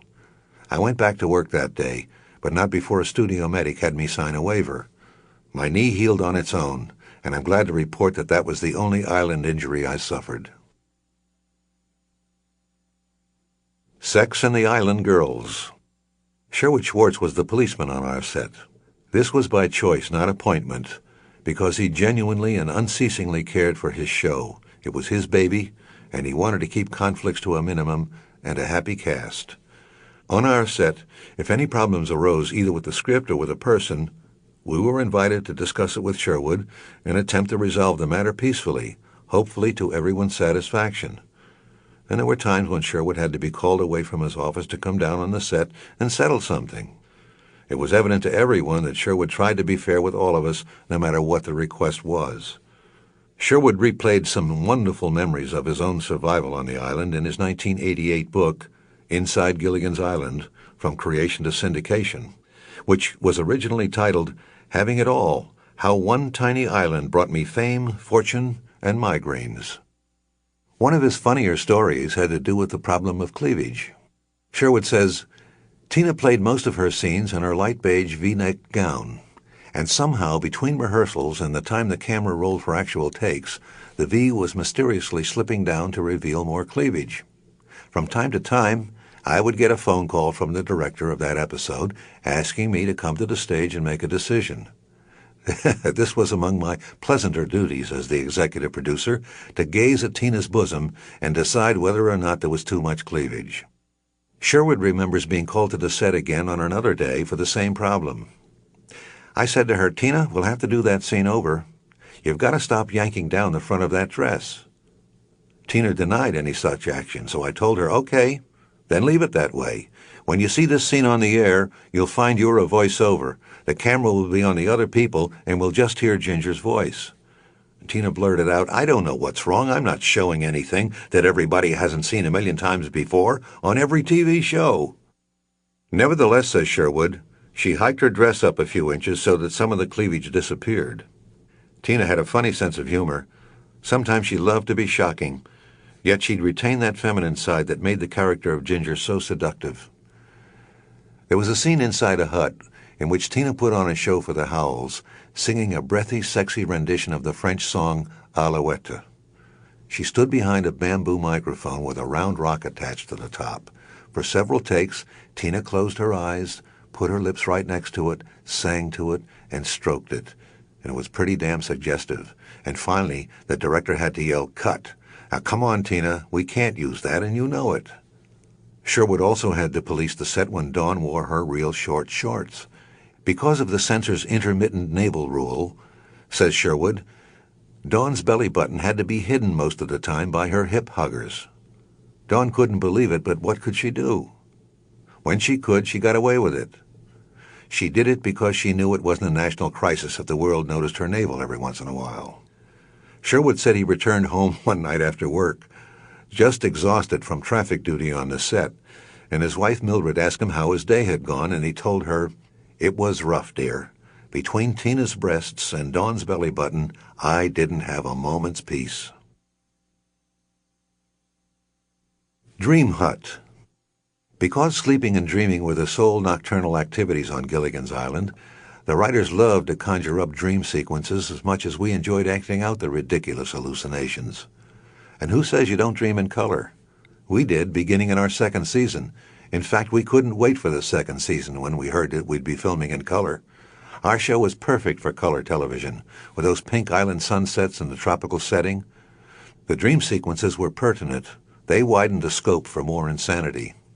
Every one of us enjoyed doing accents, putting on wild costumes, getting made up and stretching our imaginations. On any given day on our set, you might find Alan Hale in drag, or see a balding Tina Louise, or Bob Denver in ashen makeup and a black cape as Dracula. These fantasies eventually became the favorite episodes for most of us. Jim Backus said his favorite role was the one in which he played an old crotchety prospector who struck gold in the mountains. The western set we used to film that episode was the dusty Dodge City street from Gunsmoke. Jim ad-libbed a lot in those scenes and injected quite a bit of Mr. Magoo into that old prospector. I suspect that's why it was his favorite.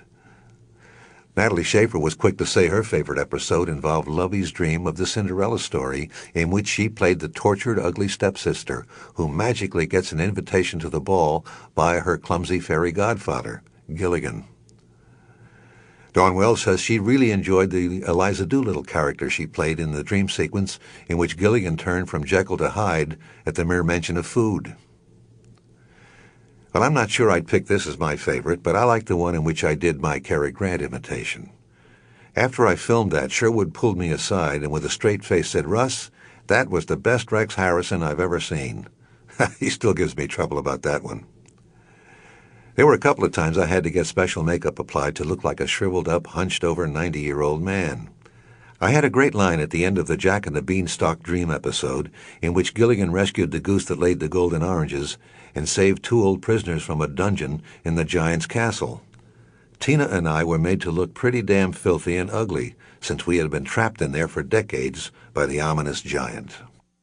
As a reward, Gilligan was kissed by the old hag who suddenly became a beautiful princess wearing a sparkling tiara. I convinced sweet little Mary Ann that she had to kiss me so that I could be transformed too. She hated the idea of it, but she gave in, and I grabbed her in my arms like a lecher and dipped her while I kissed her, only I didn't turn into a prince. Disgusted, she says, "Oh, you're not a prince." "No, I'm not, am I said, cackling. "Well, don't believe everything you hear, girlie." That Beanstalk episode stuck in Alan Hale's mind because more than one fan told him that he was downright frightening as the evil giant. Island Beasts. It seemed that in every other episode we had some crazed little monkey on the set moving around, crapping on the soundstage, or getting into mischief. I recall clearly one organ grinder monkey that was a strange-looking cuss. He was a senior citizen monkey with no teeth, and he wanted to bite me continually. If I was sitting in my chair, he'd sidle up and start to gnaw on my arm and my hands, only he was gumming me. He found me pretty tasty. One day I pushed him away, but he kept jumping back at me. He drove me crazy. Vito Scotti, a wonderfully versatile character actor who visited our island several times, worked closely with that dysfunctional monkey. As Boris Balankoff, an insane scientist, he put a spell on the castaways and ruled them by walkie-talkie. Vito also worked with a nervous twitching parrot that left droppings on his shoulder every time there was a sudden noise or movement. And with the birds we had cats, big cats. There was one morning at the studio that I can still see clearly. I was sitting at Keister Sweeney's makeup table, which was set up behind the cyc, our backdrop with a sky painted on it, surrounding our set. Keister was putting my makeup on, and I was sitting facing the mirror when I looked up and saw a sleek Bengal tiger walking toward us. All I could do was calmly say, "Keister, don't move a muscle. Don't turn around. There's a live tiger about 40 feet away heading right toward us. Don't act like you even see it." "There's no trainer? Just a tiger." I clenched the armrest and stopped breathing for a moment while the tiger wandered around, and I tried not to make eye contact with it through the mirror. His trainer started calling him from the other side of the stage. "Harry! Here, Harry! Here, Harry!" And it seemed like an eternity until they found Harry and gently leashed him up. I've never felt a frozen fright like that. We had a lion on another show, and I wasn't apprehensive about it because it almost looked as if it wanted to be petted. To me, a lion is a lion, but a tiger is a tiger. In that episode, Gilligan made friends with a full-grown lion. I remember a scene in which the lion wandered out of the Howells' hut and Mrs. Howell ran away from it into the jungle. Now, Natalie Schaefer was adept at pulling off any type of crazy scheme the scripts called for and enjoyed doing so. And this is something she never got working on the stage. But lion trainer or no lion trainer, Natalie made sure she was not going to be around that animal. She was petrified of the notion. In the read-through, Natalie had no qualms about informing Sherwood point-blank that a stand-in would be necessary for her scene because she refused to go near the beast. I'll be damned. Vox populi. It means the people's voice. That Latin phrase became most important in the survival for us castaways on television. It's been proven over the years that our show is a bit of an anomaly. The people's voice said they loved us castaways, while the critics almost unanimously wanted to sink our island. They detested us.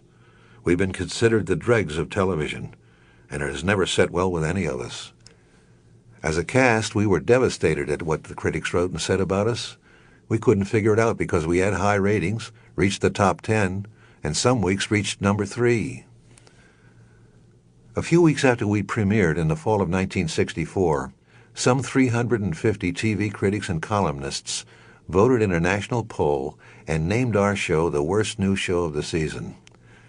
Not since the Beverly Hillbillies was introduced 2 years earlier did critics pounce on a show and devour it so recklessly. It became fashionable to knock us.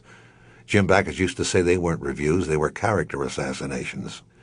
Sherwood Schwartz saved some of the damn things, and I'm not really sure why, but let me give you a taste of the venom.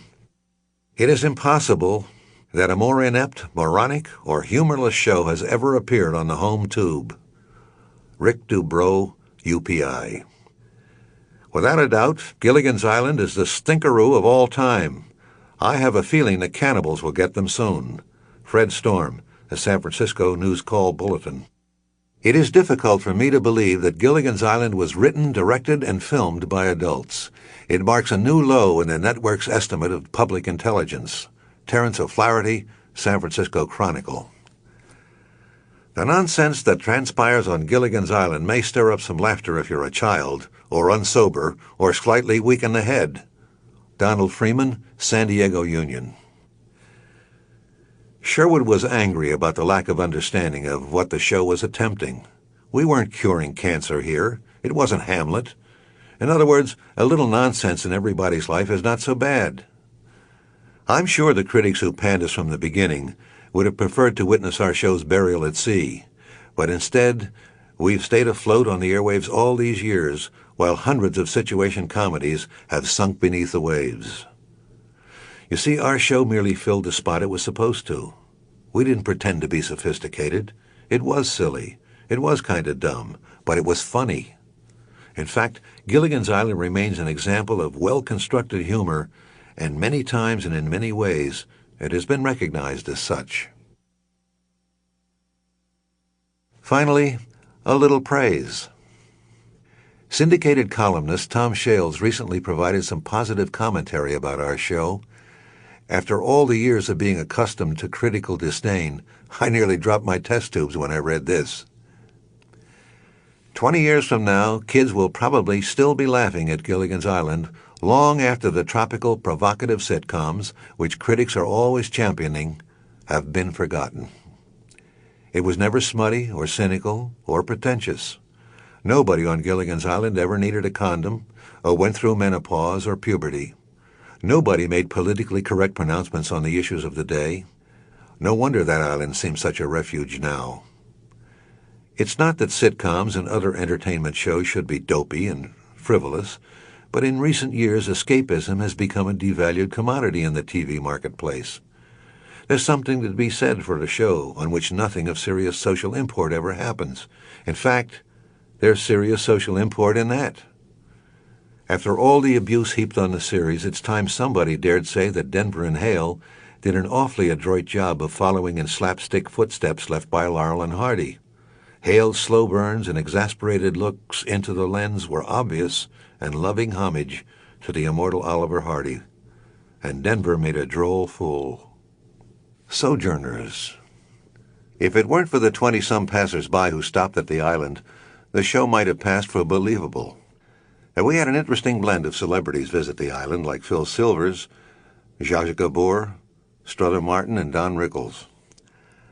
Outside of some native girls and a ginger look-alike, the only woman to stumble upon us was Erica Tiffany Smith, played by Zsa Zsa Gabor. That was an episode in which the professor was tapped for the spotlight. For me, that was a big show, because Zsa Zsa's character was a wealthy social butterfly who had her eye on the professor. I had to try to learn romance from Ginger in a very short period of time. I remember the episode well because it was the first of several times the script called for me to kiss Tina. The first visitor to our show was Hans Conried, who played Wrong-Way Feldman, a grubby old airplane pilot who has spurned civilization. Hans was a lovely man, and he enacted Wrong Way again in a subsequent episode. He and I shared the same agent, and what I remember most about him was that he was a very well-read, cultured gentleman and a wonderful actor. A show like ours, by logic anyway, would be defeating its own premise if people continually found the island. We should have had no visitors, but instead the castaways were host to a privileged handful of talented character actors who visited the island. Some of them have gone on to wonderful things. You may remember the episode that Kurt Russell did. He was a jungle boy whom Gilligan discovers on the island. This was when Kurt was a young fellow, in his Disney days. His father, Bing Russell, was a good friend of mine, and Bing escorted young Kurt to the set each day. Kurt has fond memories of the show, I know, and I must say, he grew up to be one hell of a good actor, just like his old man. Phil Silvers was involved with Gilligan's Island from the beginning, because his company was in a joint venture with Sherwood Schwartz, CBS, and United Artists in producing the show. Silvers came on our show once, playing a hilarious, temperamental, blowhard Hollywood producer named Harold Hecuba. In an effort to urge Hecuba to get them rescued, the castaways produced their own stage version of Hamlet, with the most memorable music selections from the opera Carmen. Hecuba eventually fled the island and forgot about the castaways, of course. But because of that episode, many kids recognize the famous habanera from Carmen without realizing it is opera. To them, it's just a catchy tune. One well-known actress worked on our show but was never seen. Ida Lupino was a respected actress with many film roles to her credit by the time she directed us in a handful of episodes. I admired her work in films in the 1940s and 50s. In 1950, she directed the first of several films, but even in the 60s, there were very few female directors in television. We all respected the long career of this strong-willed woman. She was damn good. Vito Scotti can claim the distinction of visiting the island more than any other actor. He got his unusual parts because, by experimenting with wild makeup and costumes, he could transform himself. In fact, most people rarely put it together that the same guy who played the Japanese soldier in 2 episodes was the same person who played Boris Balankov. Vito told me his film idol was Lon Chaney, the man of 1,000 faces. When Vito became the Japanese soldier who didn't know the war had ended, he played it high, which means as an obvious parody. Vito wore glasses that had lenses like the bottom of Coke bottles, and he could barely see out of them. His depiction was hilariously stereotypical. The rule was, if you make Jim Backus laugh, you are funny. And Vito had us all laughing out loud. Recently, Vito says there was a story on the CBS Evening News about the anniversary of the bombing of Pearl Harbor. The story also stated that Japanese actors in the Screen Actors Guild are very sensitive about non-Japanese actors portraying Japanese. Right then, when Dan Rather was talking about it, they showed a clip of me from Gilligan's Island as the Japanese soldier, Vito says. Back then, Vito could get away with undertaking such roles. Today, it's unacceptable, and justifiably so. But Vito has a few hundred other faces he can put on, so he'll be just fine. Vito recalls a potentially dangerous moment on Gilligan's Island that he can laugh at now. Playing Balankov in a final scene, he warned the castaways that he'd be back. Then he was supposed to step into a small motorboat and flee the lagoon. I got into this motorboat and I pulled on the cord to start the motor, Vito says. I let the cord go, and it caught the rope that held my mantle, which was like an exquisite black cape. The cord knotted up and pulled my face close to the motor. I lost control of the boat, and it's running wild all over the lagoon and crossing and coming back again, and I was trying to holler for help because I couldn't stop the damn thing. The motor had been running long enough by then that it was getting hot next to my face, Vito continues, and finally the boat ran aground and sort of climbed into the trees and bushes. The cameramen were laughing because they thought it was a gag, and I told them, hell no, that wasn't a gag, I almost got hurt, and they wanted me to do it again. Unfortunately, they didn't have the camera rolling when I did it the first time. I'm sure it would have looked funny on film. The Island's End. We never got a chance to say goodbye. When the 7 of us finished filming our 98th episode at the end of the 3rd season, the whole production company took a break, fully expecting to spend another year on the island when we returned. Sherwood Schwartz had received an official renewal notice from the network and personally called each of us to deliver the great news that we'd been picked up for a 4th season. We all celebrated in our own personal way because another year of work meant another year of financial stability in a business that's almost never stable. As actors, parents, and spouses trying to make a living, We counted on that fourth season. And then things got turned upside down in what seemed like a day. This is what happened. CBS decided to cancel its old warhorse, Gunsmoke. The network affiliates became outraged, as did many CBS bigwigs, which forced the network programmers to quickly reinstate the show. That meant sacrificing a half-hour show to make room on the schedule. Despite healthy ratings, the network bid us aloha. Sherwood was mortified when he got the call and realized he would have to call all of us immediately and tell us we were finished.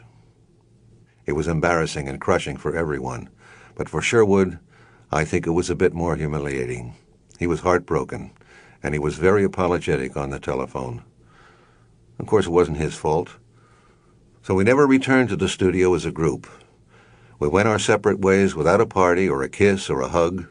The huts were quickly dismantled, the jungle was torn down, and the sound stage was swept clean of sand so the space could be used for some other production.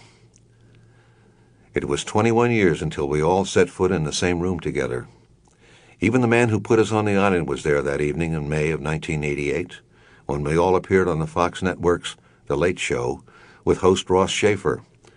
The group even included Jim Backus, who was quite ill at the time, and Tina Louise, who had always fought to sever her connection with the show. This hour-long tribute to Gilligan's Island was our only complete reunion, and we all felt positive about it, and I thought we all looked pretty good, too. The first film resurrection was in 1974, when ABC placed The New Adventures of Gilligan on its Saturday morning lineup. The animated version of our castaway characters was produced in a joint venture between Filmation Associates and Sherwood Schwartz. Sherwood says he settled on the animated series because all his attempts to sell the networks on a TV movie that would rescue the castaways had failed. Sherwood attempted to round up all of the original cast to resuscitate our characters, but that was impossible. Dawn Wells was living in Nashville and touring in a stage production, and Tina was the only one who decided to divorce herself from Gilligan's Island, relinquishing custody of Ginger to Sherwood Schwartz. Even so, the cartoon Ginger had mysteriously bleached her hair white. Sherwood explains, "We had to change her appearance. We were afraid Tina might try to sue us for using her image, so we deliberately made Ginger look different." Providing my own unaltered voice for a character by simply reading the script into a microphone was the easiest work I had ever done in this business. 2 seasons of the cartoon show were produced, and to me it was like found money. As actors, we thought the work was casual and fun. Natalie Schaefer used to say she loved doing voiceover work because you don't have to hold your stomach in. Jim Backus was an old pro at this since he had been in front of the mic many times supplying the voice for his famous bumbling Mr. Magoo. It was rare for all of us to be in the same studio at the same time to record our voices. Bob Denver sometimes recorded his lines separately, often in another city where he was working, so that left Alan, Natalie, Jim, and me in the studio to record maybe 4 scripts in an afternoon. Mary Ann's voice was provided by actress Jane Webb, and Ginger's by actress Jane Edwards. In the end, I think we made the transition from live characters to cartoon characters effortlessly. After all, in the original series, our colorful costumes, bamboo gadgets, and tropical scenery already looked cartoon-like. For that matter, we looked cartoonish. Frankly, none of us could believe that the show was being revived, because none of us had much faith in the island to begin with. Then we made these cartoons and started to notice that the old island was really hanging in there for some strange reason. The rescue. Sherwood Schwartz called this a rescue. I called it an escape. After 15 years, somehow, some way, the 7 stranded castaways who needed absolutely no introduction to television audiences were finally contriving a means of reaching civilization. We were finally getting off that fictional island. It seemed as if it would never happen. You see, ever since we had gotten canceled, Sherwood had savored the idea of someday going back and capping the open lid he had left the viewers. 10 years went by, 15 years approached, and finally he interested some NBC network executives in rescuing the castaways. Even though NBC was hesitant at first, Sherwood was so sure of the idea that he ended up financing the film himself. It was a gamble in many ways, the most obvious being that these waters were untested. Up until that time, there had been no such thing as reunion movies on television. Sherwood guaranteed only 6 of the 7 original cast members because he knew Tina would be unobtainable. When I got his phone call, naturally I was interested in playing the professor again, but I wanted a little time to think about it. The original series had done some damage to my career, so I wondered if this would deepen the wound.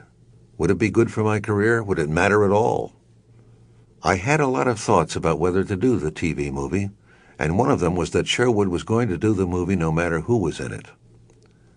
So I talked it over with my wife, and we both came to the same conclusion. All right, do it. Have a good time, reminisce with old friends, and make a buck. Tina was offered the role of Ginger in Rescue from Gilligan's Island, and to Sherwood's surprise, she considered it, and reconsidered it, many times. Finally, within a matter of days before the movie was to begin filming, Tina demanded what Sherwood referred to as a Godfather sum, which was about 1/10 of the movie's budget. And Sherwood decided to recast the role and hired a tall redhead named Judith Baldwin to play Ginger. The first time the cast got together was at a meeting on the CBS lot in a conference room. We hugged and caught up with each other's lives, and we marveled how good everybody looked. It was going to be great to work together again. The scripts were handed out, and we sat around a big conference table and had our initial read-through of The Rescue. The project started out as a 2-hour movie. NBC foresaw high ratings, so the executives got greedy and decided to break it into 2 one-hour specials to air on succeeding Saturday nights. We filmed it on the old lagoon at CBS, which still held water, believe it or not. Some scenes that took place in the ocean were filmed at Paramount Studios in the huge outdoor tank, with the sky painted on a huge wall behind it. Somebody suggested that the story involved the skipper and Gilligan hunting down the individuals who visited the island and terrorizing them for making the castaways spend 15 more years there. It was Mother Nature who had hit the island with a violent hurricane that put the rescue into motion. Because of a little metallic disc that Gilligan found, the professor was able to activate a barometer and predict the catastrophic weather. The castaways lashed their huts together in an effort to stay afloat, and when the storm hit, the new community hut, with the patch of land beneath it, were washed out to sea. Utilizing the Howell's vast wardrobe, the castaways constructed a sail, and Gilligan bumbled once again when he started a fire to broil some fish. The hut caught fire, causing billows of smoke, which attracted a Coast Guard helicopter, and our plight had ended. The rescue scene was shot in Marina del Rey, California, with sailboats and fireboats and a Coast Guard cutter surrounding the floating hut being towed into the harbor. It was an incredible sight. Coast Guard sirens were blasting, people were waving, there were bands playing, and hundreds of extras all around the pier cheering us. Many of them were tourists who wanted to witness the rescue. When we ambled up the gangplank to meet civilization, finally, tears were streaming from many people's eyes, including ours. At that moment, the show became a reality for us as well as the viewers. It was as if we had really been saved. In the script, the castaways finally decided to part ways and return to a faster-paced society. As the crowd scattered, the castaways were left alone to say their goodbyes, and that scene meant a lot to us. We finally got a chance to hug and say goodbye, officially, on film. Meanwhile, the professor found scientific innovations mind-boggling, and Ginger realized that show business had lost its innocence. The skipper and Gilligan tried to purchase a new charter boat, but to no avail, because the skipper was considered at fault for the original shipwreck. Mary Ann almost married her old boyfriend back home on the Kansas farm, and the Howells found out that their old associates didn't think much of their island family. The second hour of the film aired the following Saturday night. It involved a subplot about 2 inept Soviet spies attempting to retrieve Gilligan's good luck charm, which happened to be a valuable plutonium disk. A year passed, and on the anniversary of their rescue, the former castaways got together for a cruise on the skipper's new vessel, the SS Minnow II. Once again, a storm hit when they were out on the water, and they were shipwrecked on the same island again. And this reunion really did make it seem as if all of us had just left for the weekend and returned on Monday to resume the series. We fell back into it quickly. Our rescue was hyped in the press pretty heavily, but we never knew what kind of ratings tidal wave we were about to create. NBC, on the other hand, knew it had something powerful and kicked off its new season with the premiere of Rescue from Gilligan's Island on October 14, 1978. That night, our movie got a whopping 52 share and a Nielsen rating of 30.2.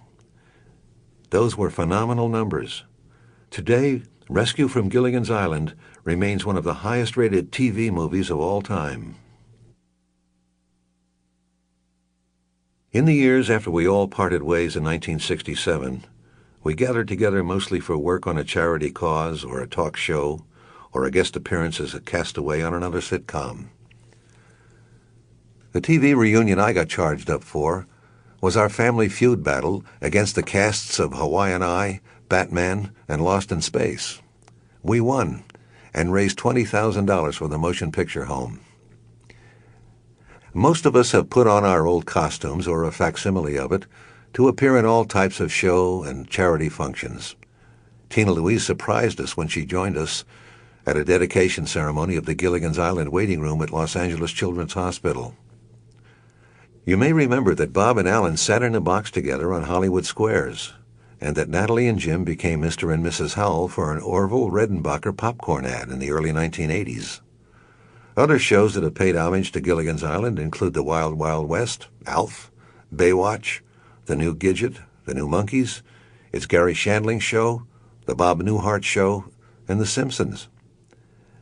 I think the last public appearance Jim and Natalie did together was a segment of Lifestyles of the Rich and Famous. How appropriate. More TV movies and reunions. Following Rescue from Gilligan's Island, the network knew it had a good thing. Our record-breaking success in Rescue prompted two more TV movies, The Castaways on Gilligan's Island and The Harlem Globetrotters on Gilligan's Island.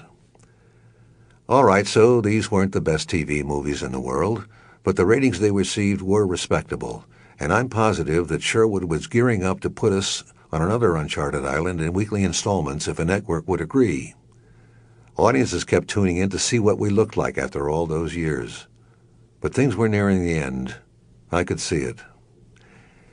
In Castaways, a 90-minute movie, we were stranded on the same island again. Gilligan stumbled upon two disabled World War II fighter planes and a machine shop in a Quonset hut that we had somehow overlooked all the years we were on the island. I combined parts from the planes and flew us off the island, only the plane cracked up and we had to make an emergency landing back on the island. The Coast Guard spotted us, and this time we were instantly rescued. Mr. Howell transformed the island into a resort paradise, and imagine he allowed all of us to be partners in the venture.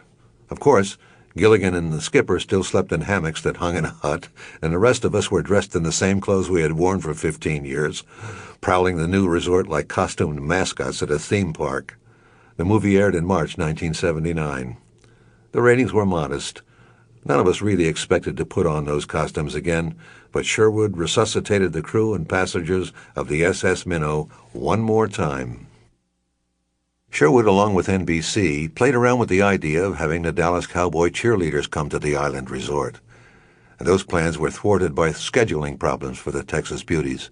Instead, the Harlem Globetrotters crash-landed near the island and became the guests in this 1981 TV movie. This was really the end of the end, and most of us from the original cast knew it. At some point between Castaways and Globetrotters, Alan had suffered a blood clot in his leg that caused complications throughout his body. He was ordered by his doctors to drop some weight and to quit smoking. He was noticeably thinner in Globetrotters, and so was Jim Backus, who was so ill that he only came in at the end of the film for a quick cameo appearance. Originally, Jim's doctor advised him not to participate at all. So Jim wasn't scheduled to be in the film, but his wife, Henny, called Sherwood and said that she thought he might be able to do something brief. In one day, Sherwood rewrote the final scene to accommodate Thurston Hall III, and it was just like old times. When his scene was completed, Henny led Jim arm in arm to the soundstage doors. They walked very slowly. The whole crew and all of us in the cast applauded Jim because we knew this might be the last time this trooper would be joining us. And I looked over at Natalie. She had just given Jim a big kiss and a hug, and tears welled in her eyes as she waved goodbye to her Thurston. Jim turned and blew us a kiss. Skipper's hat. If the Smithsonian Institution could display just two items to represent Gilligan's Island, they would be Gilligan's flimsy white hat and Skipper's black cap. Bob says he saved only 2 of the dozens of stretched-out hats he went through over the years, but Alan's original black cap, the one that went through almost every episode in the series, was uniquely presented to Sherwood Schwartz by its grateful owner. Alan spoke of the gesture a few years ago. Having great admiration for Sherwood, he said, I took the hat and had it bronzed, like baby shoes, if you will, and I think he was very taken by it. It's in his library now, and I thank him for accepting it. What started out as an ornamental piece of Alan's costume and a prop to Pop Gilligan became a natural part of his daily appearance long after the series ended. Every few years or so, Alan would make a trip down to a marine supply store in Long Beach and load up on a supply of skipper caps. And he never seemed to go anywhere without one atop his dome. He wore it to the store, he played golf with it on, and whenever one of his caps had seen too many days, Alan gave it to a fan. It got to be such a part of him that Alan looked odd without it. The caps he wore later on were not always black. Some were white with gold trim, and on a few of them there was a small green gemstone in the center of the gold anchor insignia embroidered on the front. Whenever Alan played in celebrity golf tournaments around the country, he proudly placed his cap in the charity auction. Top price fetched for an authentic skipper's cap, $750.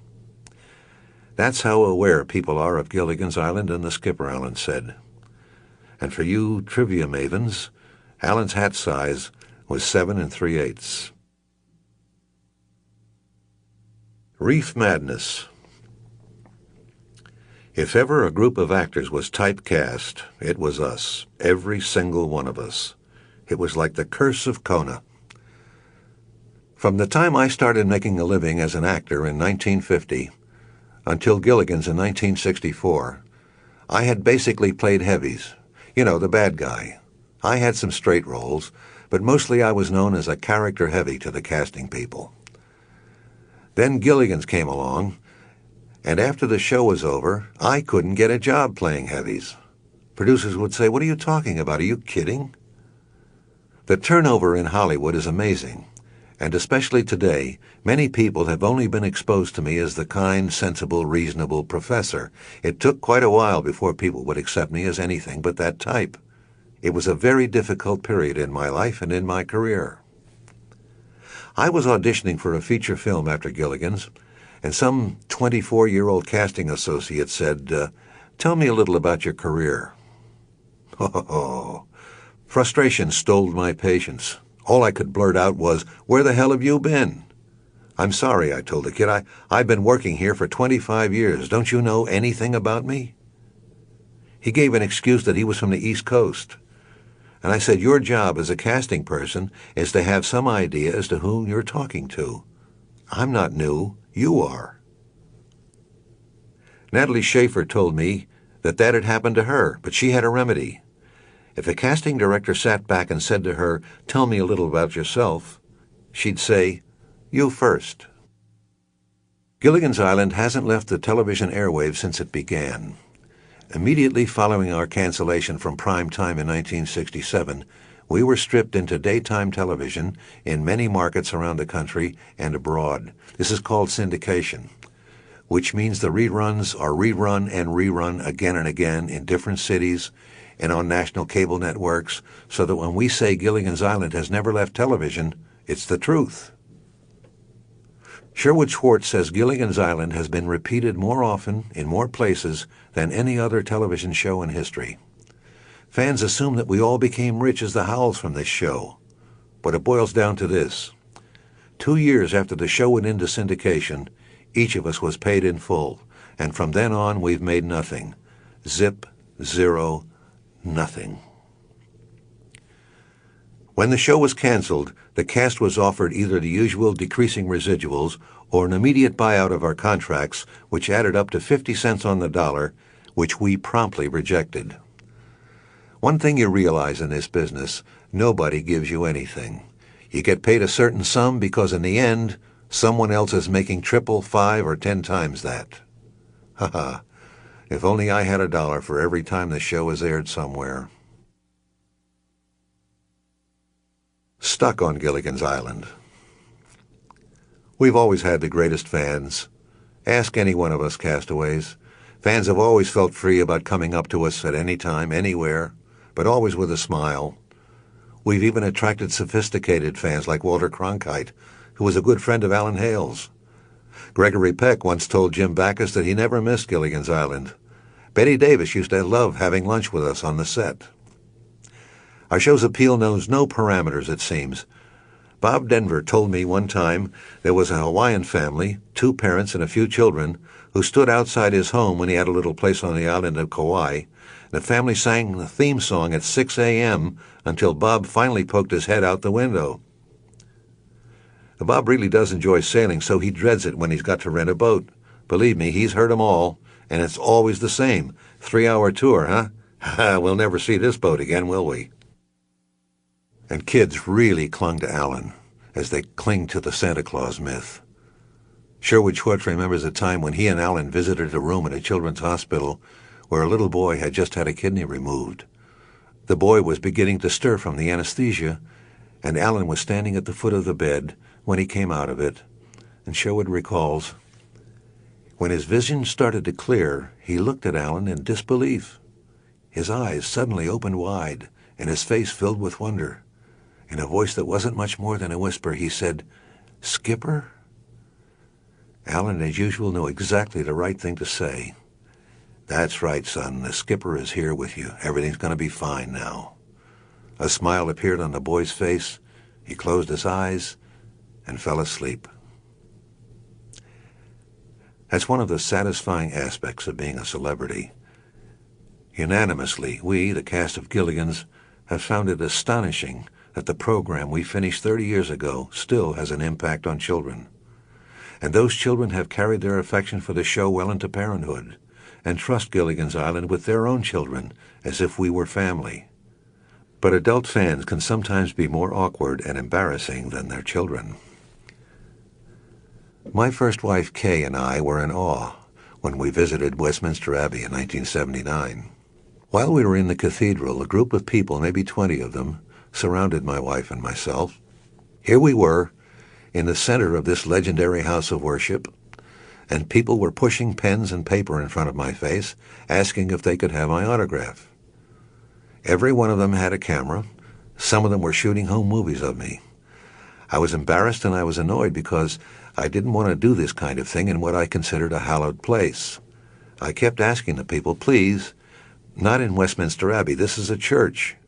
I told them I would be happy to do all of that outside, and I still had to plead with them to let my wife and myself enjoy the Abbey in privacy. And I have to add that these were mostly American tourists, not British. Well, these things happen.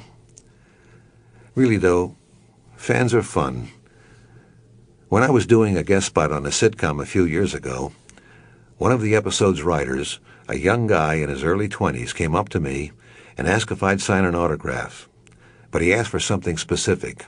He wanted me to write, "Thanks for saving my life in Nam." That made me laugh, so I wrote it.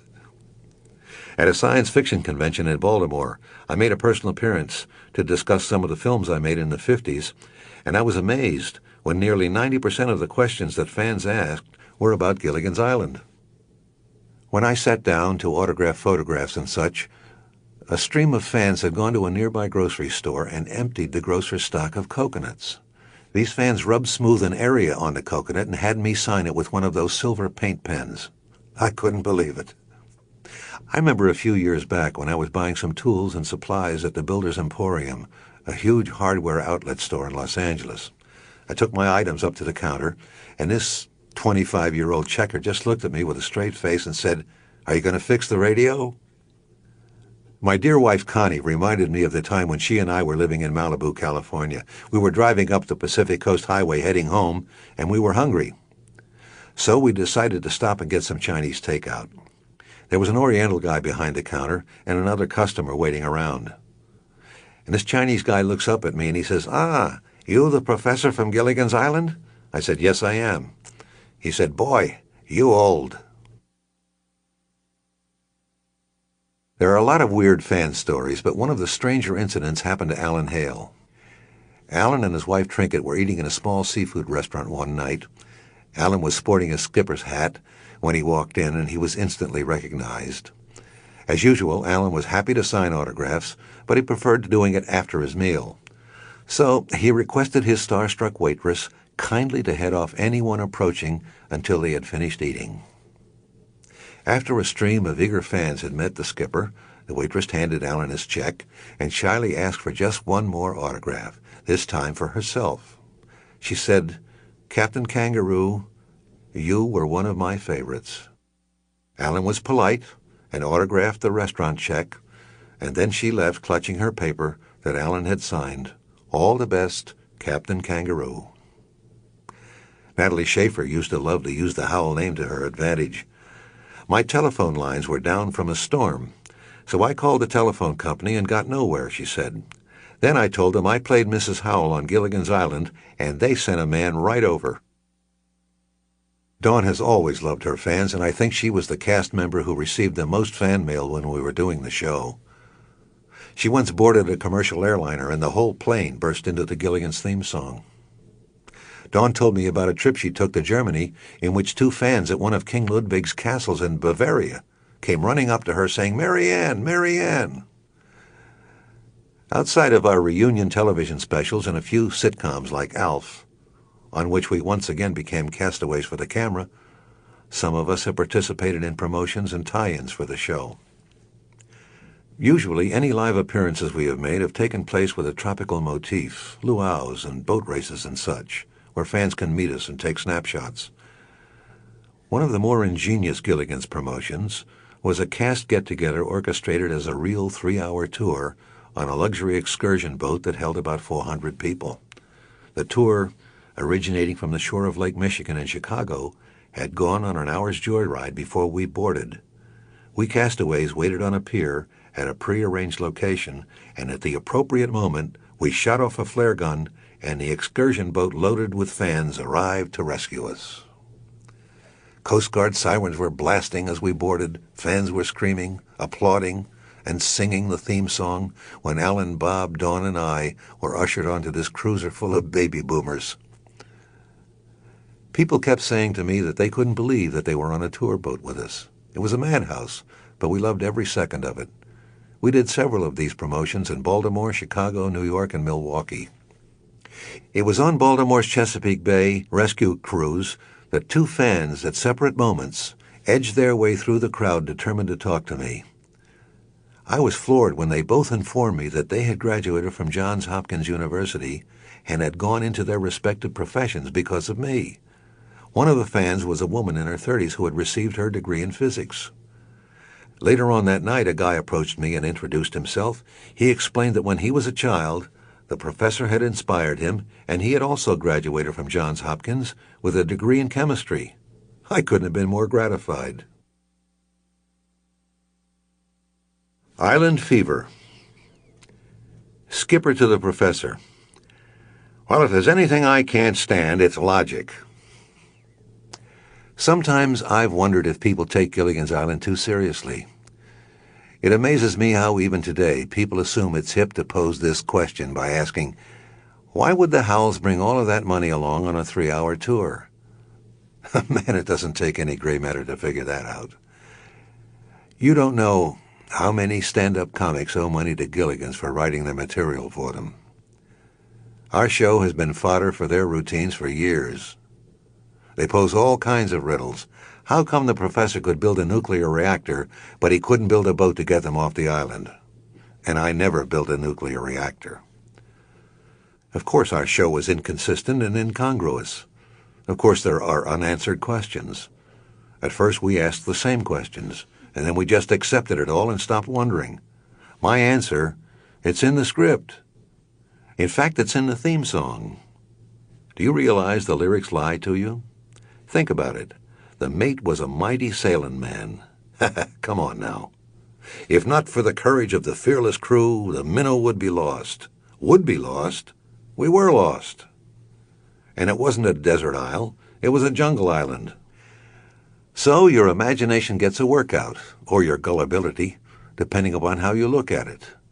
Sure, Mr. Howell brought along his stock certificates for the Tehachapuku Oil and Mining Company.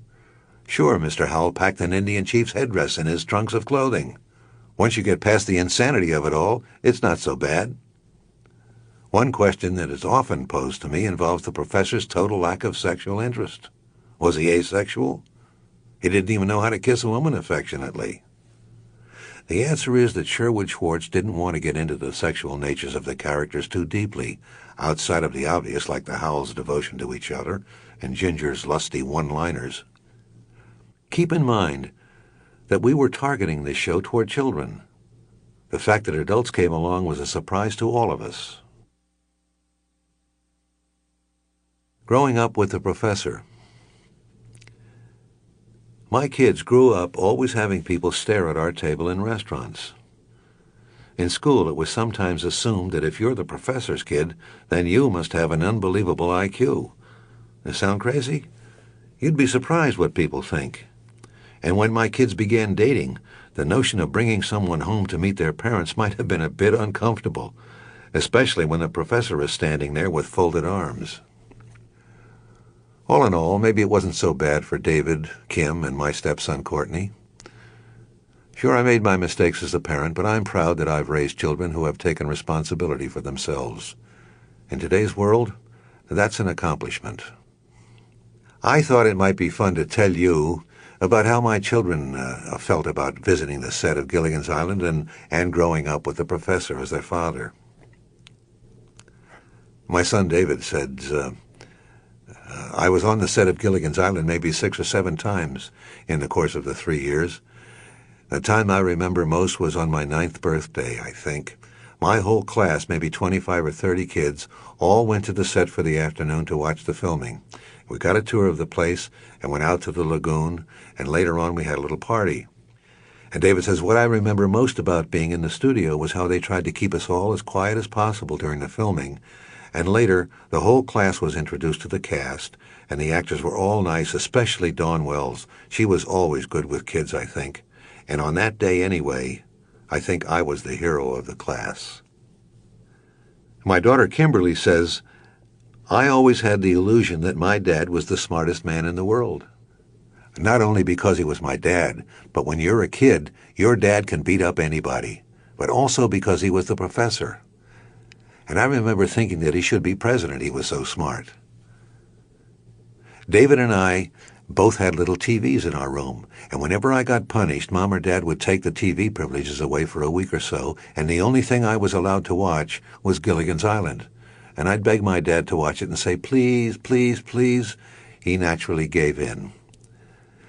I was on the set when Dad was filming the episode with Zsa Zsa Gabor, and I thought she was trying to marry Dad. I was pretty young, and I remember hating her because I thought she was going to take him away from my mom. And I remember Bob Denver lifting me up and putting me in his director's chair. It was one of those tall director's chairs. He put his white cap on my head and let me wear it for a while. He was very nice, and so was Dawn Wells. She was so sweet to me. And of course, I'm convinced Alan Hale was the kindest man that ever lived. And my stepson, Courtney, says, Russell and my mom were friends for many years, so I can't remember not knowing him. I remember Russell's pal was Guy Williams from Lost in Space, and it was always exciting seeing both of them. What's funny to me is how fans of any age become children again when they meet Russell, and they tend to say the same thing. You remember when you made that invention out of the radio and Gilligan drank the radioactive liquid you made? And Russell says, I sure do. Then later he'd admit, I don't know what the hell they're talking about. Russell could be easily embarrassed by fans sometimes. I remember one time Russell was going down to a 7-Eleven and I asked him if he'd cash some quarters in for me. It was like $20 worth of quarters. When he got there, he pulled all the quarters out of his pocket and they sprayed all over the floor. They rolled everywhere. So there he was on the floor, groping for quarters from under the Twiggy stand, and some lady comes up to him and says, "Hey, didn't you used to play the professor on Gilligan's Island?" My kids all live in the Los Angeles area now, and they have their own joys and struggles that go along with life and society in general. Courtney works in the construction field and is busy raising his bright little son Max, who is the apple of my eye. Kim is an actress who entered the profession on her own volition, believe me. I warned her of the perils of such a career, because an actor's life can be brutal and employment can be sparse. But this is what she wanted to do, and this is what she does. She's very good at it, and I can only wish her luck because she has talent. My son David was a computer programmer before he became the first AIDS coordinator for the city of Los Angeles for a few years. His primary responsibility was the administration of several $1 million for housing, the construction of hospices, as well as the development of educational programs about AIDS. While David worked as the AIDS coordinator, his most important contribution, I feel, was the creation of the AIDS policy for the city. He fought long and hard to get that through the governmental red tape, not to mention the depressing lack of public concern, which is just now beginning to change. And David has to take it easy these days, and he has left his job because of personal health reasons. You see, my son has the very disease that he fought so diligently against during the course of his career as the AIDS coordinator. As they say, AIDS is not restricted demographically. Sooner or later, everyone will come in contact with an individual who has AIDS. I would simply like you to know about the strength and bravery and the courage of my son. He's an extraordinary fellow. He doesn't deserve this illness. But then there isn't a person on this earth who deserves AIDS.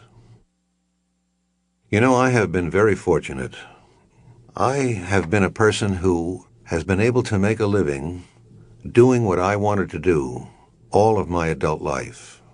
I have been a professional actor for over 40 years. When I was a young actor, under contract to Universal Studios back in the early 50s, I worked in films with wonderful character actors who had come out from New York, who had been in the theater and had been in films for 20 and 25 years. I used to say to them, "Oh, someday I hope I can say that I've been an actor for that long." And it's come to pass. I'm very fortunate and I'm very grateful to God and to the universe for this to have happened to me and to have had the wonderful life and the children I have. And I want to thank all the fans of Gilligan's Island all over the world. I want to thank the people who have personally been kind to me and have followed my career and have been wonderful to me. And I thank you for watching, and I thank you for listening. Copyright Phoenix Audio 2008. Produced by Michael Wiener.